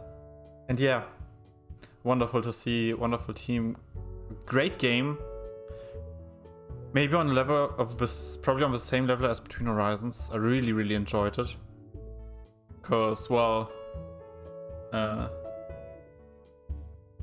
what am I even crediting for? Because I mean, I think I enjoyed the story more than one of Between Horizons. Just as personal preference. I think the setting was more interesting. Entirely the way it was structured. I really like Neil as a character. And yeah, wonderful. This was Lacuna. Great game. One that I would recommend to friends in the same vein I would recommend Between Horizons. I don't know who recommended it to me, but I'm very thankful for it. And yeah, thanks for being here. This was my journey of streaming German games for an entire month. I learned a lot about our industry. I saw Filippo more than I expected. I think I saw 3 names so far, twice. I saw a name of the credits of a person that I knew personally thrice so far. 2 times Filippo, but still. And yeah, shit, nice. I'll probably repeat this next year. I love playing indies. I want to stream more indies. German games are always a blast, especially since, well, I know the people, or might know the people, and you never know whose names you'll see again and again and again. It's always so fun. Yeah, this was a good experience. And now I've got good German games to recommend to friends. I might make a little like recap picture or anything and to post on social media with all the games I played and companies the games are from and places the games are from. But yeah, wow. So I guess for a final time, I'll take a little time off streaming. I streamed a lot in the last few weeks, or rather in this month. So for last time in the near future, thank you all for being here. Thanks for giving me your time. Thanks for sticking by. I wish you all a wonderful evening, afternoon, night, whatever it is in your time zone, and goodbye.